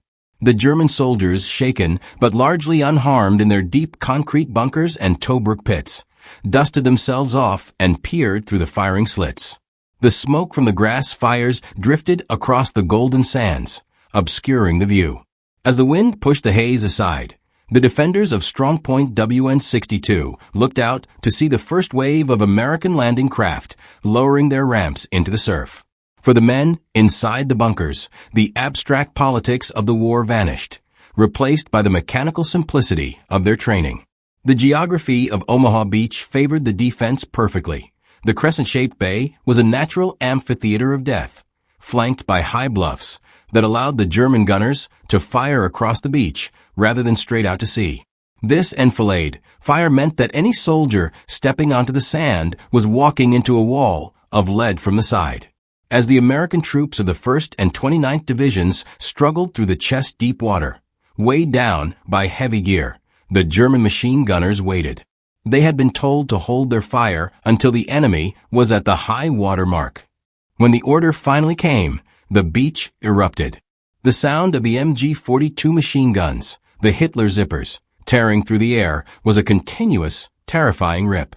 At WN-62, Corporal Heinrich Severloh, a young orderly acting as a machine gunner, pressed the trigger and watched the devastation unfold. The first wave of the invasion was not repelled. It was evaporated. Within minutes, the shoreline was cluttered with burning tanks, capsized Higgins boats, and the bodies of hundreds of American soldiers. From the perspective of the German slit trenches, the invasion looked like a suicidal failure. They were inflicting casualties at a rate that seemed unsustainable for any army to bear. For the first 2 hours, a grim sense of optimism pervaded the German positions. The phone lines to the local regimental headquarters were buzzing with reports of success. "The enemy is pinned down at the water's edge," the officers reported. "They cannot advance." The sheer violence of the German resistance had paralyzed the American assault. The men of the 352nd believed they were winning. They checked their ammunition belts, cooled their overheating gun barrels with spare water, or urine when water ran out, and continued to fire. They were holding the Atlantic Wall, just as the propaganda had promised. However, as the morning dragged on, the dynamic of the battle began to shift imperceptibly. The sheer mass of the Allied assault began to tell. Wave after wave of landing craft continued to arrive, pushing more men onto the narrow strip of shingle. The German gunners began to experience the physical limits of endurance. Their eyes stung from cordite smoke, their shoulders bruised from recoil, and their fingers blistered from changing hot barrels. More critically, they began to realize the frightening disparity in resources. For every German bullet fired, the Allies seemed to have 2 men to take the place of the fallen. Then came the realization that they were alone. The German doctrine relied on the counterattack. The infantry in the bunkers were the anvil. The panzers were supposed to be the hammer. As the American destroyers moved dangerously close to the shore, blasting the bunkers at point-blank range, the German officers scanned the hills behind them, looking for the dust clouds that would signal the arrival of the Panzer Lehr or the 12th SS. They expected to see tigers and panthers rolling down the draws to sweep the Americans back into the sea. But the hills behind them remained green and empty. The silence from the rear began to demoralize the defenders more than the fire from the front. Without the armored reserves to plug the gaps, the German defense was brittle. Small groups of American Rangers and infantry, realizing that staying on the beach meant death, began to improvise. They found the blind spots between the bunkers, the small ravines that were lightly defended. Slowly, agonizingly, the crust of the Atlantic Wall began to crack. The Americans were not pushing through the strong points. They were seeping around them like water. By 10 a.m., the situation at WN62 and neighboring strongpoints had turned from a turkey shoot into a desperate last stand. The Americans were now on the bluffs, attacking the bunkers from the rear and the flanks with grenades and flamethrowers. The German communication lines, repaired hastily after the paratrooper attacks, were cut again by artillery fire. The coordinated defense disintegrated into lonely, isolated battles. Each bunker became its own dying island, unaware of whether its neighbors were still fighting or had surrendered. The tragedy of the German soldier on Omaha Beach was one of abandonment. They had performed exactly as ordered. They had inflicted thousands of casualties and held the line for 4 grueling hours against the might of the Western world. But because the decision-makers in Berchtesgaden were asleep and the commanders in Paris were handcuffed by protocol, the tactical success on the beach could not be converted into a strategic victory. The killing zone they had created was useless without the reserves to exploit it. As the sun climbed higher, the weight of the battle turned decisively against the 352nd. The ammunition bunkers were running empty. The officers, realizing no help was coming, faced the grim choice of surrender or death. Heinrich Severloh and the survivors of WN62 eventually abandoned their post, retreating into the cornfields behind the bluffs. As they fell back, dirty, exhausted, and defeated, they left behind a beach that was red with blood, a testament to a defense that was ferocious, lethal, and ultimately futile because the state they served had failed to wake up.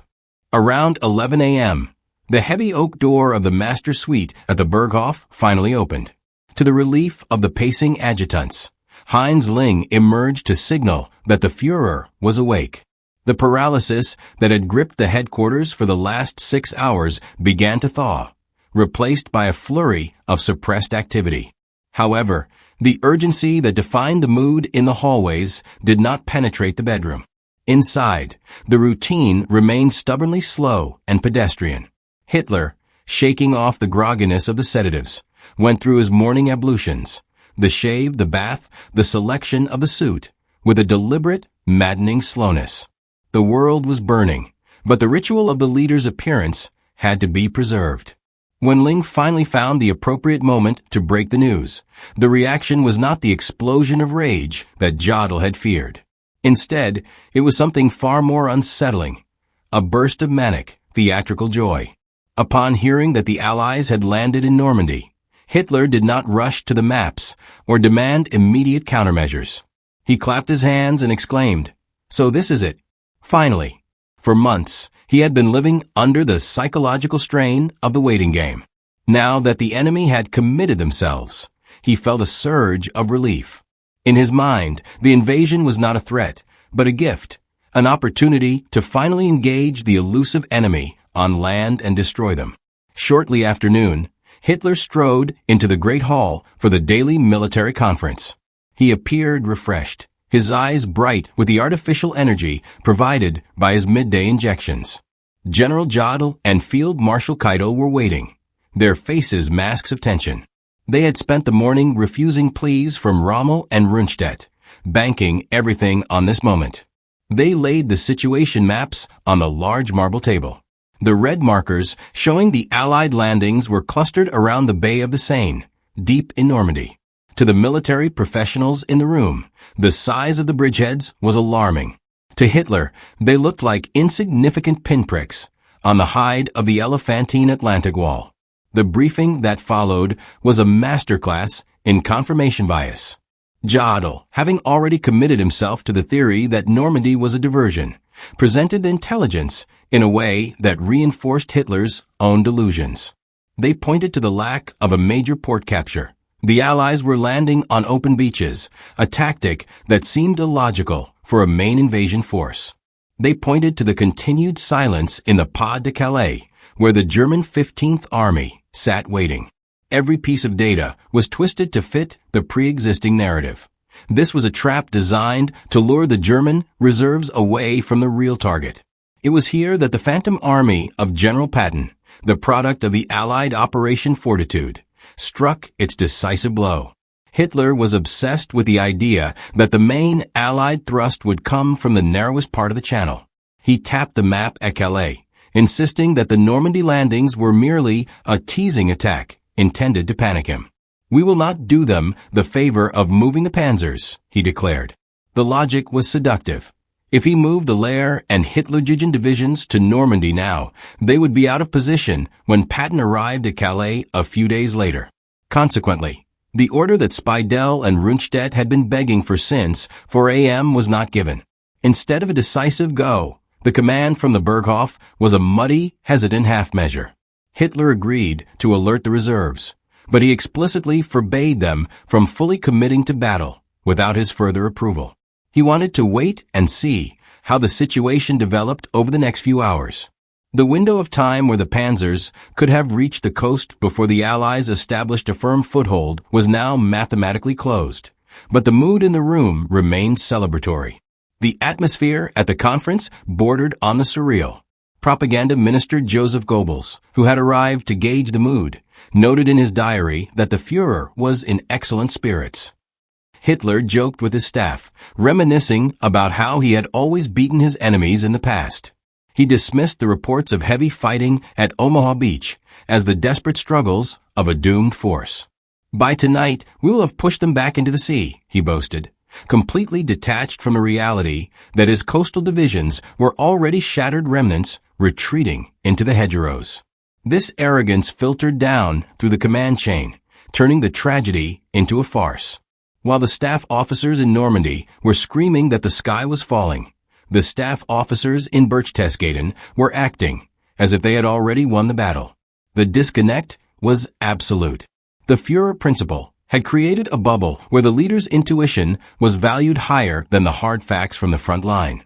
Hitler's nap had ended, but his waking state was a different kind of sleepwalking, a hallucination of power that ignored the steel and fire pouring onto French soil. As the conference wrapped up around 1 p.m., the lunch service began. The stewards brought in the silver platters of vegetables and stew for the vegetarian dictator. The war was put on pause for the meal. Outside the window, the panoramic view of the Alps remained serene and untouched. The sun shone on the snow, and the world seemed at peace. Meanwhile, 600 miles to the west, the tide had turned. The Allies were moving off the beaches and into the towns.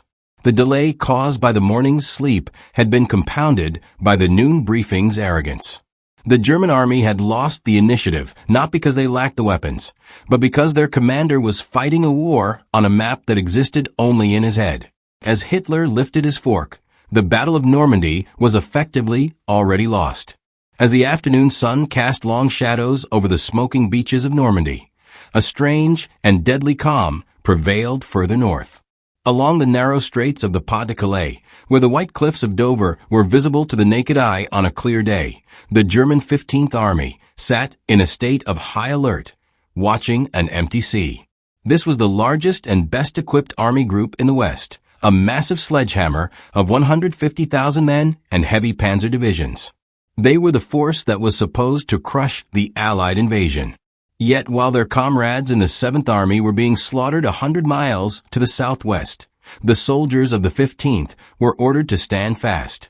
They were victims of the most successful magic trick in military history, the belief in the little invasion.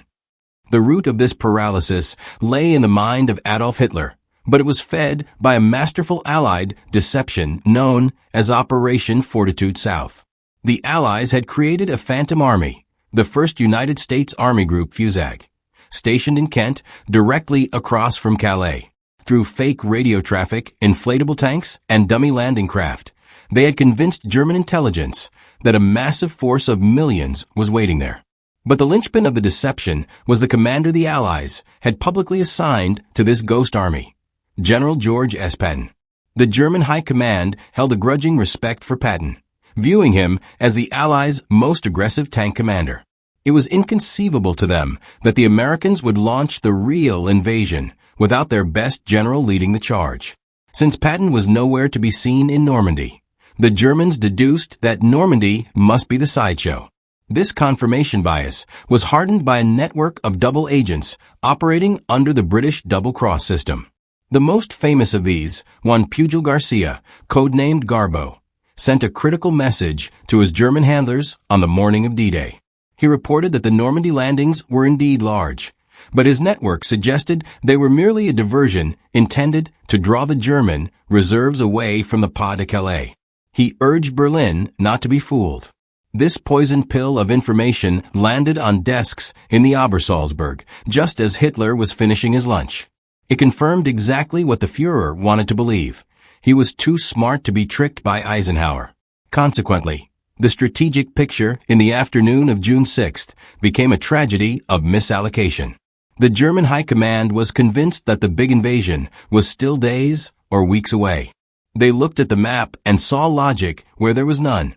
Why would the Allies land in the difficult hedgerow country of Normandy, far from a major port and far from the German border?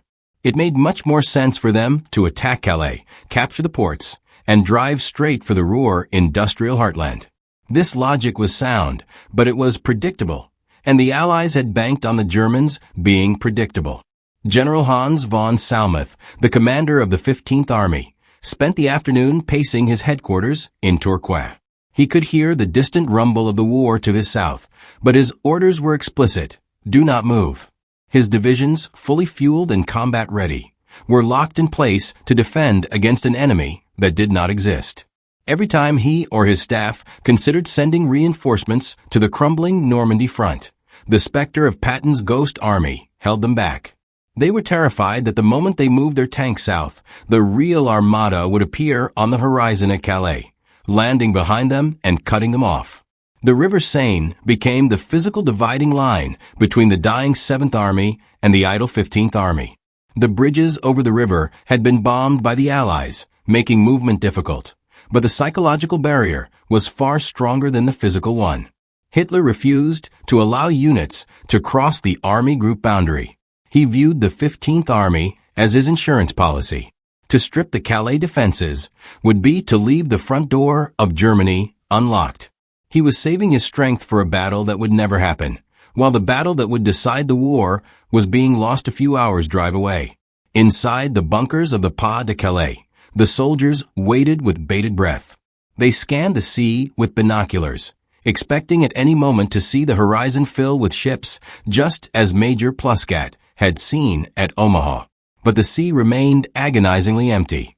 The only activity was the occasional Allied bomber formation flying overhead to bomb targets inland, further reinforcing the deception that the pre-invasion softening up of Calais was continuing. The waiting was excruciating. They were fresh, well-supplied, and eager to fight, yet they were forced to remain spectators to the destruction of their own military. By late afternoon, the window for the 15th Army to make a difference in Normandy had begun to close, but the deception held firm. Even as reports flooded in about the sheer scale of the Allied landings, thousands of ships, tens of thousands of men, the German intelligence analysts dismissed them. They are throwing everything into the diversion to make it look real, was the assessment. It was a circular logic that could not be broken. The more troops the Allies landed in Normandy, the more the Germans believed it was a desperate attempt to sell the feint. This little invasion theory was the final nail in the coffin of the Third Reich's defense strategy. It transformed the German military from a unified force into a collection of disjointed parts. While the Allies were concentrating 100% of their power on a single point in Normandy, the Germans effectively split their defensive power in half, leaving their strongest arm tied behind their back. The 15th Army was the sword that never swung, paralyzed not by enemy fire, but by a lie that had been whispered into the ear of a sleeping dictator. As dusk approached on June 6th, the 15th Army remained in its barracks, guarding the empty beaches of Calais. General Patton, still in England, was undoubtedly smiling. The deception had worked better than anyone had dared to hope. The Germans were preparing for a fight next week in the wrong place, while the war was being won today, right under their noses. The Ghost Army had defeated the real army without firing a single shot. By mid-afternoon on June 6th, the strategic picture in Normandy had darkened from a crisis into a catastrophe. The sun, now blazing high in the western sky, illuminated a coastline that was irreversibly changing hands. The British had pushed inland from Gold and Sword beaches, the Canadians were securing the towns behind Juno, and the Americans were finally breaking out of the slaughterhouse of Omaha.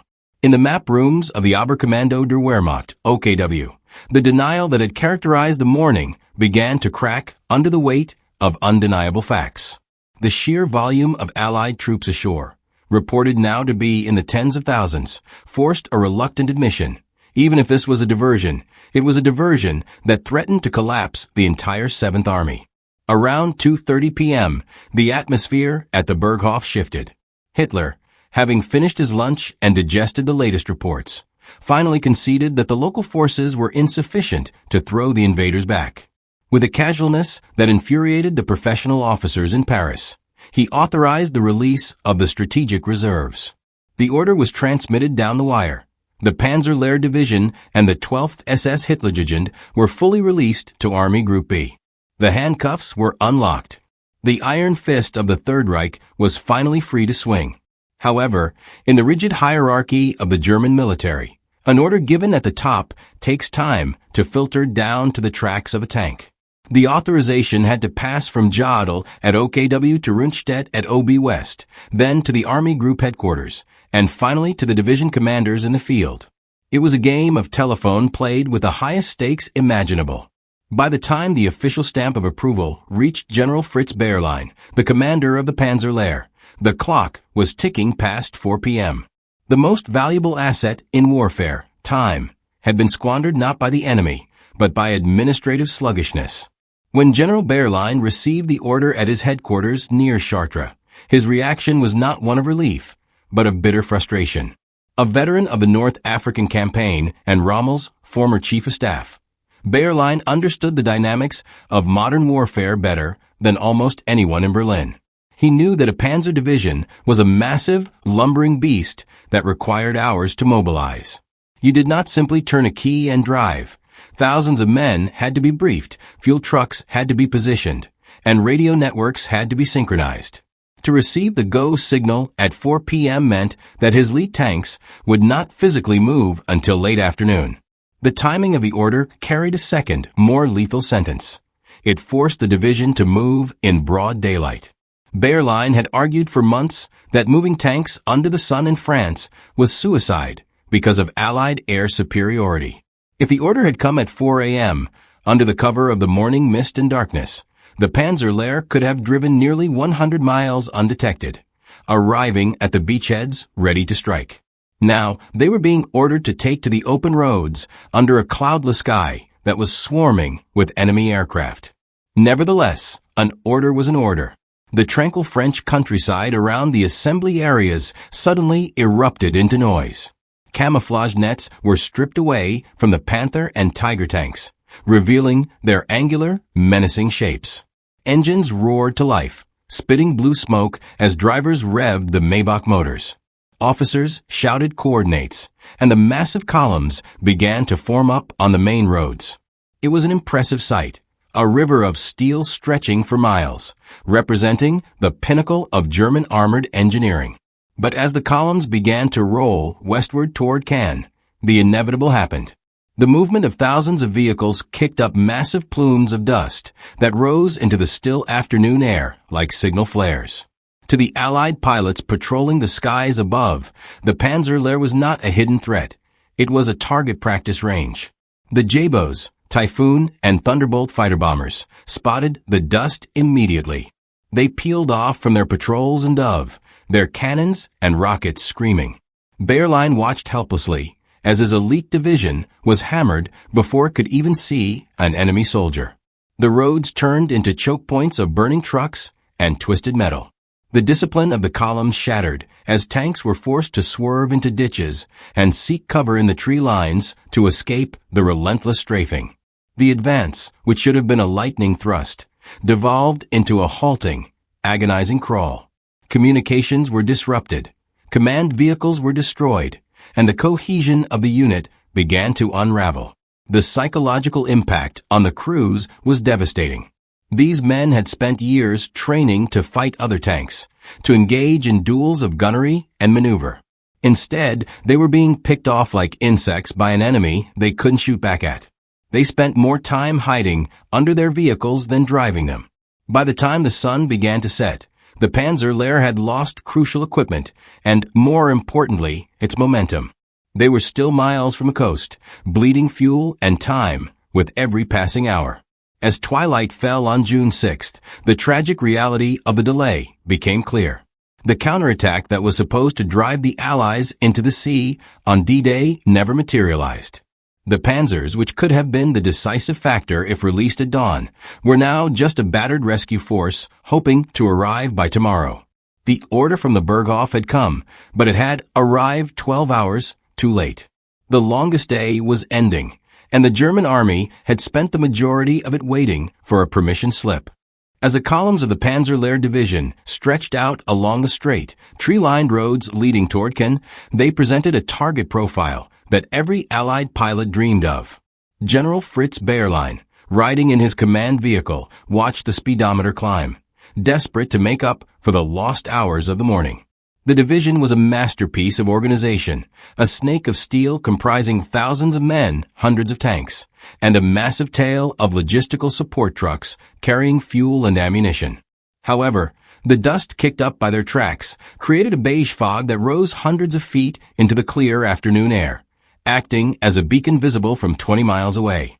They were driving naked into the most heavily patrolled airspace in history. Hovering above the Normandy landscape was the air umbrella of the Allied Expeditionary Air Force. With over 12,000 aircraft sortying on D-Day compared to the Luftwaffe's few hundred, the sky belonged entirely to the invaders. Cruising at 5,000 feet were the Hawker Typhoons of the RAF's 2nd Tactical Air Force and the P-47 Thunderbolts of the U.S. 9th Air Force. These were not high-altitude bombers, but rugged, low-level predators known to the German soldiers as Jabos, short for Jag Bomber or Fighter Bomber. When the pilots spotted the telltale dust trails of the Panzerlehr, they did not radio for instructions. They simply rolled their wings and dove. The first sign of the attack was a high-pitched scream that rapidly deepened into a terrifying roar as the aircraft accelerated toward the ground. For the tank crews exposed in their turret hatches, the sound was paralyzing. Before the flak guns could even rotate to track the targets, the air around the convoy erupted. The Typhoons were armed with RP-3 rockets, unguided projectiles with 60-pound warheads that struck with the force of a naval shell. When a salvo of these rockets hit a tank, they didn't just disable it, they cracked it open, turning the armored hull into an incinerator for the crew inside. However, the pilots quickly realized that the tanks were the hard targets. The true vulnerability of the Panzer Division lay in its soft underbelly. The unarmored Opel Blitz trucks carrying the gasoline and shells needed to sustain the fight. The aircraft shifted their aim from the Tigers and Panthers to the supply column. The result was a chain reaction of destruction. Fuel tankers exploded in massive fireballs that engulfed the road, incinerating neighboring vehicles and blocking the path for everyone behind them. Ammunition trucks cooked off, sending erratic tracers and shells exploding into the surrounding woods, creating a zone of chaotic shrapnel that forced the infantry to dive into the ditches. General Behrlein described the experience as driving down a coffin-maker's lane. He watched helplessly as his meticulously organized division was chopped to pieces. Every time the column tried to move, another flight of J-bows would swoop down, strafing the road with 20mm cannons that tore through canvas and flesh alike. The road discipline, usually the pride of the Wehrmacht, collapsed. Drivers panic-braked or swerved off-road to seek the cover of the hedgerows, getting their vehicles stuck in the mud.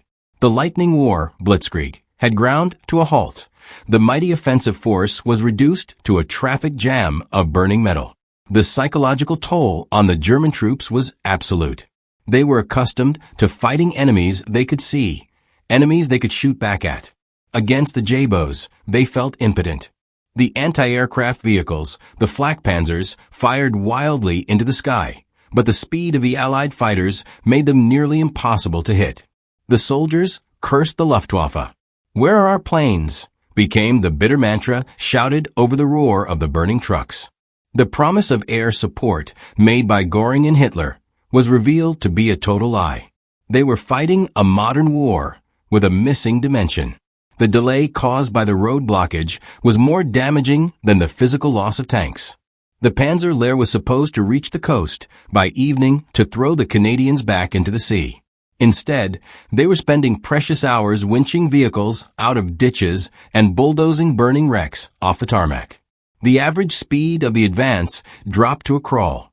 A journey that should have taken 2 hours was stretching into 5, then 6. The sun was setting, and they were still miles from the front line. By the time the sun finally dipped below the horizon, granting the Germans the cover of darkness, the damage was assessed. The Panzer Lehr had lost over 130 trucks, several fuel tankers, and 5 tanks before even seeing an enemy ground soldier. But the statistics masked the true cost. The division arrived at the front fragmented, exhausted, and low on supplies. They had burned half their fuel just trying to survive the drive. The cohesive sledgehammer blow that was supposed to smash the invasion had been whittled down to a series of disjointed jabs. The survival of the division's heavy armor was a small consolation. A Tiger tank is a formidable weapon, but without the fuel trucks to feed its thirsty engine and the ammo trucks to restock its racks, it is a liability. The airstrikes had severed the logistical tail of the beast. The division that finally limped into position south of Bayeux that night was not the fresh, lethal force that had set out from Chartres. It was a battered unit, already bleeding, forced to scavenge for supplies before it could even think about counterattacking. Ultimately, the massacre on the road to Caen was the direct consequence of the delay at the Berghof. Had the release order been given at 4 a.m., the Panzer Lehr would have made this journey under the protective cloak of a morning mist and darkness, arriving intact and fully supplied. By forcing them to move at 5 p.m. in the golden light of a summer afternoon, Hitler had effectively served his best troops up on a platter to the Allied air forces. The J-bows had done what the Atlantic Wall could not. They had stopped the panzers cold. In the quiet hills of Herlingen, hundreds of miles away from the burning wrecks of the Panzer Lehr division, the morning of June 6th had begun with a cruel serenity. Field Marshal Erwin Rommel was enjoying the second day of his leave, savoring the rare domestic tranquility of his home. The gray suede shoes had been gifted to his wife, Lucy, and the war felt momentarily distant. However, at approximately 10:15 a.m., the phone in the villa rang, piercing the calm. It was General Speidel calling from La Rochegayen. The news he delivered shattered the birthday atmosphere instantly. The invasion had begun. The enemy was ashore in massive force, and the defensive perimeter was buckling. Rommel slammed the phone down, his face drained of color. The irony was suffocating. For months, he had toured the coast, preaching to every officer that the first 24 hours would be the only chance to stop the Allies. He had famously predicted, "It will be the longest day." Now, that day was half over, and he was stranded in southern Germany, separated from his headquarters by the entire width of France. He turned to his aide, Captain Helmuth Lang, and barked the order to pack immediately. As he threw his uniform into his bag, he muttered a phrase that would haunt him for the rest of his life. "How stupid of me. How could I be here?" By noon, Rommel's open-topped Horchstaff car was tearing down the Autobahn, the engine straining as the driver pushed the vehicle to its limits. The journey was a logistical nightmare and a psychological torture. Every mile of the 500-mile trip felt like a physical weight. Rommel sat in the passenger seat, gripping his field marshal's baton, his eyes fixed on the road ahead as if his sheer will could make the car move faster. He knew the geography of the battlefield better than anyone, and in his mind, he was already moving divisions and positioning artillery. But in reality, he was just a passenger in a car, utterly powerless to influence the events unfolding on the beaches. Throughout the afternoon, the car was forced to make frequent stops at military command posts and police stations, so Rommel could use the telephone. Each call brought worse news. At one stop, he learned that the beaches were lost. At another, he was informed of the confusion regarding the paratroopers. But the most crushing blow came when he called Speidel in the late afternoon and learned about the Panzer reserves. He was told that Hitler had finally released the Lehr and Hitlerjugend divisions, but that the order had come hours too late. Rommel slammed his fist against the wall of the station. He had explicitly warned Hitler that a delay of even 1 hour would be fatal. Now, 6 hours had been wasted on sleep and bureaucracy. As the car crossed the border into France, the reality of the air umbrella became a tangible threat. The skies, which Rommel had predicted would be black with Allied planes, were indeed swarming with fighter bombers. The driver had to be constantly vigilant, scanning the horizon for the silhouette of a Typhoon or Mustang. The field marshal, the frantic haste of the Autobahn now replaced by a cautious, jerky advance through the French backroads, was forced to hide under trees when never aircraft appeared. The man who had mastered the lightning speed of desert warfare was reduced to playing a game of hide-and-seek, crawling toward the front at a snail's pace. Inside the car, the silence was heavy. Rommel spent the hours brooding on the strategic catastrophe. He knew that Rundstedt had tried his best, and he knew Speidel was capable. But he also knew that the German defense relied on his personal energy, his ability to appear at the front line and rally the men. His absence had created a vacuum of leadership that no telephone call could fill. He imagined the soldiers in the bunkers at Omaha and Utah looking over their shoulders, waiting for him, and finding only empty space. As twilight settled over the French countryside, the timeline for a successful counterattack expired. The sun set on June 6th, marking the end of the decisive period Rommel had obsessed over. The Allies had not been thrown back into the sea. They were digging in, landing their own tanks, and establishing field hospitals. The Atlantic Wall was no longer a barrier. It was a piece of history, breached and broken. Rommel was still hours away from his headquarters. The race against time had been lost before he even reached the finish line. It was late in the night, long after darkness had fallen, when the dust-covered staff car finally crunched up the gravel driveway of the Château de la Rochegayen. The headquarters was buzzing with exhausted activity, the windows blacked out against air raids. Rommel stepped out of the car, stiff from a long drive, his face a mask of exhaustion and grim resolve. He did not go to his room to rest. He walked straight into the Situation Room, where the maps were laid out under the harsh electric lights. Speidel stood up to greet him, his face pale and drawn. There was no need for words. Rommel walked to the map table and looked at the grease pencil markings. The red lines of the German front were fragmented. The blue blocks of the Allied positions were solid and expanding. The bridgeheads were established. The 21st Panzer was stalled, the Panzerlehr was battered, and the 15th Army was still sitting in Calais waiting for a ghost. Rommel stared at the map for a long time, the silence of the room amplifying the distant thud of artillery. He touched the coastline of Normandy with his baton, tracing the arc where the war had effectively been decided while he was sitting in a car in Stuttgart. He turned to Speidel and spoke with the cold clarity of a man who sees the end. "My dear Speidel," he said quietly, "we have lost the initiative, and I do not think we shall ever get it back." The drive was over, but the long retreat to Germany had just begun. As darkness finally descended on the Normandy coast at 10 p.m. on June 6th, the visual definition of the battlefield underwent a terrifying transformation. For 4 years, the Atlantic Wall had been the physical manifestation of Nazi Germany's strategic confidence, a linear barrier of concrete and steel designed to keep the world out. But as the sun vanished below the horizon, the German commanders peering through their field glasses realized that the wall no longer existed. In its place was a ragged, gaping hole 40 miles wide. The psychological security provided by the fortifications had evaporated. The ocean, which had served as a protective moat since 1940, had been transformed into a bustling logistical highway delivering an endless stream of enemy men and machines. The situation on the ground for the remnants of the German coastal divisions was apocalyptic. The 716th Infantry Division, which had borne the brunt of the British and Canadian assaults, had effectively ceased to exist as a cohesive fighting unit. Its bunkers were either smoking ruins or isolated tombs where trapped men waited for grenades to be tossed through the firing slits. The survivors were scattered in small, leaderless groups, retreating into the dark hinterland without orders or ammunition. The hard-crust defense that Rommel had championed had proven brittle. Once the outer shell was cracked, there was no secondary line of defense to absorb the shock. The soft underbelly of France lay exposed.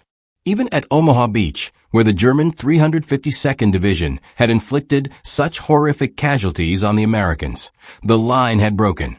The stubborn resistance of the morning had collapsed under the sheer weight of numbers and naval gunfire. By nightfall, the Americans were not just clinging to the shoreline. They were moving inland, securing the bluffs and linking up with units from other sectors. Colonel Goff, a German regimental commander, looked at his situation map and saw only voids. His battalions had been ground down to company strength. The counterattacks he had ordered throughout the day had failed because the men were too exhausted to move and the enemy fire was too intense to stand. The only localized success of the day, the drive by the 21st Panzer Division to the coast at Luxembourg, had turned into a strategic dead end. Late in the evening, elements of the division had actually managed to reach the ocean, briefly driving a wedge between the British and Canadian landing zones. For a fleeting moment, they looked out at the water, fulfilling their mandate to reach the sea. But as night fell, they realized the precariousness of their position. They were a thin finger of armor surrounded by a rising tide of Allied infantry. With no support on their flanks, and the sky buzzing with gliders bringing in Allied reinforcements, the panzers were forced to withdraw to the outskirts of Caen. The last German boot had left the beach. In the command bunkers inland, the fog of war was replaced by a cold, hard clarity. The reports filtering in from the front lines were no longer chaotic. They were consistently grim. The Allies had established 5 firm beachheads. They had captured key towns like Bayeux and were threatening Caen. Most critically, they had linked up their landings. The nightmare scenario of a unified front was becoming a reality. The German officers realized that the opportunity to throw them back into the sea had existed only between dawn and noon. That window was now nailed shut. The failure was not just tactical, it was logistical. As the German troops scrounged for bullets and food in the dark, they could hear the industrial hum of the Allied invasion continuing unabated. The Allies were not just landing troops, they were landing civilization. Medical tents were being erected, traffic police were directing jeeps, and hot food was being prepared. In contrast, the German supply lines were shattered. The rail lines had been bombed, the bridges were down, and the truck convoys were burning on the roadsides. The Wehrmacht was fighting a rich man's army with a beggar's resources. Strategically, the paralysis of the high command continued to haunt the battlefield even in the dark. The powerful 15th Army, sitting just 100 miles away in the Pas-de-Calais, remained motionless, guarding against the phantom army of General Patton. Had those divisions been released at sunset to march through the night, they might have arrived in time to contest the breakout.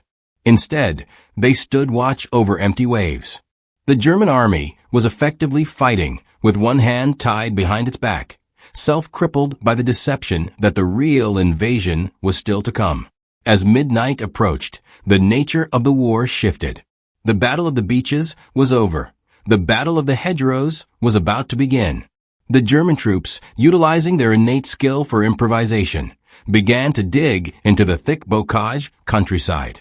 They turned every sunken lane and thicket into a defensive position. The grand strategy of static coastal defense was abandoned in favor of a dirty, close-quarters war of attrition. The Atlantic Wall was gone, replaced by a fluid, bleeding scar across the face of Normandy. At the headquarters of OB West in Paris, Field Marshal von Rundstedt stared at the map with a fatalistic gloom. He knew that the war of movement, the German specialty, was impossible under the Allied air superiority. He knew that without the ability to maneuver, defeat was just a matter of time and mathematics. The delay caused by Hitler's sleep and the subsequent refusal to commit the reserves had traded space for time, but the exchange rate was ruinous. They had given the Allies a foothold in Europe, and history suggested that once the Americans and British were ashore, they would not be dislodged. The night of June 6th ended not with a bang, but with the weary realization of a fait accompli. The cracks in the wall were too wide to be patched. The German soldiers, who had survived the longest day of the war, curled up in ditches and foxholes, trying to sleep amidst the noise of continuing skirmishes. They did not know that the 1,000-year Reich had effectively been mortally wounded in the span of a single day, but they knew that tomorrow would bring no relief. The fortress had been breached, and the enemy was already inside the keep. As the dawn of June 7th broke over the smoldering ruins of the Normandy coast, the German Wehrmacht woke up to a new and terminal reality. The Second Front, the strategic nightmare that Bismarck and every German chancellor since him had feared, was no longer a hypothetical threat on a map. It was a physical entity of steel and flesh established on the continent. The initial 24 hours, the critical period Rommel had correctly identified as the only time to stop the invasion, had passed. The German army had not been defeated in a single battle. Rather, it had been defeated by a catastrophic failure of time management. The opportunity to push the Allies back into the sea had expired at sunset the previous day, and with it, the hope of a negotiated peace or a stalemate vanished. In the cold light of the second day, the consequences of the Führer principle became painfully clear. The centralized command structure, designed to ensure absolute loyalty, had created a fatal bottleneck. The entire nervous system of the German military ended at a single bedside table in the Berghof. Because that system had been paused for a few hours of sleep, the rapid reaction force essential for modern warfare had remained frozen. The delay had allowed the Allies to bring ashore enough tanks and artillery to survive the inevitable counterattacks. The German generals were no longer fighting to win. They were fighting to delay the inevitable advance toward the Rhine. Yet, even as the scale of the disaster became apparent to the commanders in France, the delusion at the top persisted. On June 7th, Hitler continued to refuse the full release of the 15th Army from the Pas-de-Calais. The ghost army of General Patton still held the German strategic reserves hostage. This refusal was the aftershock of the previous day's arrogance. Having convinced himself during the noon briefing that Normandy was a trap, Hitler could not psychologically afford to reverse course. To admit that Normandy was the main invasion would be to admit that he had slept through the decisive moment of the war. Thus, the lie had to be maintained, further bleeding the defenses in the West. Field Marshal von Rundstedt, watching the situation unfold from his headquarters in Paris, sank into a deep, professional depression. A realist to the core, He understood the mathematics of the situation. He saw the reports of the Allied Mulberry artificial harbors being towed across the Channel and realized the logistical disparity. The Allies could replace every tank they lost. Germany could barely fuel the ones they had left. In a famous exchange shortly after the landings, when asked by Field Marshal Keitel what should be done, Rundstedt would bark the grim truth, "Make peace, you fools. What else can you do?" It was an admission that the military phase of the war was effectively over. Only the dying remained. For Erwin Rommel, the tragedy was personal. The man who had raced home to celebrate a birthday had returned to find his life's work in ruins. He spent the days following June 6th trying to organize a defense in the hedgerows, but the spark was gone. He realized that his tactical genius was useless against the strategic incompetence of Berlin. The loyalty he had once held for Hitler began to curdle into the disillusionment that would eventually lead him to join the July 20th plot against the Führer. The longest day had stripped Rommel of his illusions, revealing that the greatest enemy of the German army was not the British or the Americans, but the amateurism of their own supreme commander. The soldiers on the ground, the Lancer, were left to pay the price for the command failure. They transitioned from the static guards of the Atlantic Wall to the troglodytes of the Bocage. They dug into the earth, fighting a vicious, close-quarters war among the roots and vines of the French countryside. They fought with a desperate courage, inflicting severe casualties on the advancing Allies, but they were fighting without hope of relief. The skies above them belonged to the enemy, and the roads behind them were littered with the wreckage of the reserves that had arrived too late. They were the abandoned children of a regime that had promised them victory, but delivered only chaos. The NAP itself became a dark symbol of the entire Nazi regime's decay. It encapsulated the hubris, the drug dependency, and the terrifying isolation of Adolf Hitler. It demonstrated that a dictatorship, no matter how powerful its secret police or how fanatical its propaganda, is inherently fragile because it relies on the biological limitations of one human being. When that human being took a sedative, the empire ceased to function. The thousands of men who died on Omaha Beach and in the fields of Ken were ultimately casualties of a system that had no backup plan for a sleeping leader. As the weeks turned into months, the breach opened on June 6th widened into a flood. The breakout from Normandy led to the liberation of Paris, the drive to the German border, and the eventual collapse of the Third Reich. But looking back, historians and generals alike would point to those specific hours, from 4 a.m. to noon on June 6th, as the hinge upon which history turned. It was the moment where the gears of the German war machine ground to a halt, rusted shut by fear and bureaucracy. In the end, the twilight of the gods did not begin with a grand Wagnerian battle of annihilation. It began with silence. It began with a closed bedroom door, a hushed hallway, and a refusal to knock. The Western Front was not lost by a lack of courage or a lack of weapons. It was lost in the quiet, drug-induced darkness of a bedroom in the Bavarian Alps. The Allies had stormed the gates of Europe, and they found them unlocked because the keeper of the keys was asleep. Thus ended the myth of the invincible fortress Europe. It was not battered down by brute force alone. It was dismantled from the inside out. The timeline of collapse that began with a weather report and ended with a missed alarm clock proved that in war, time is the only resource that cannot be stockpiled. Hitler slept, and by the time he woke, the world had changed, and his 1,000-year Reich had been reduced to a countdown measured in days.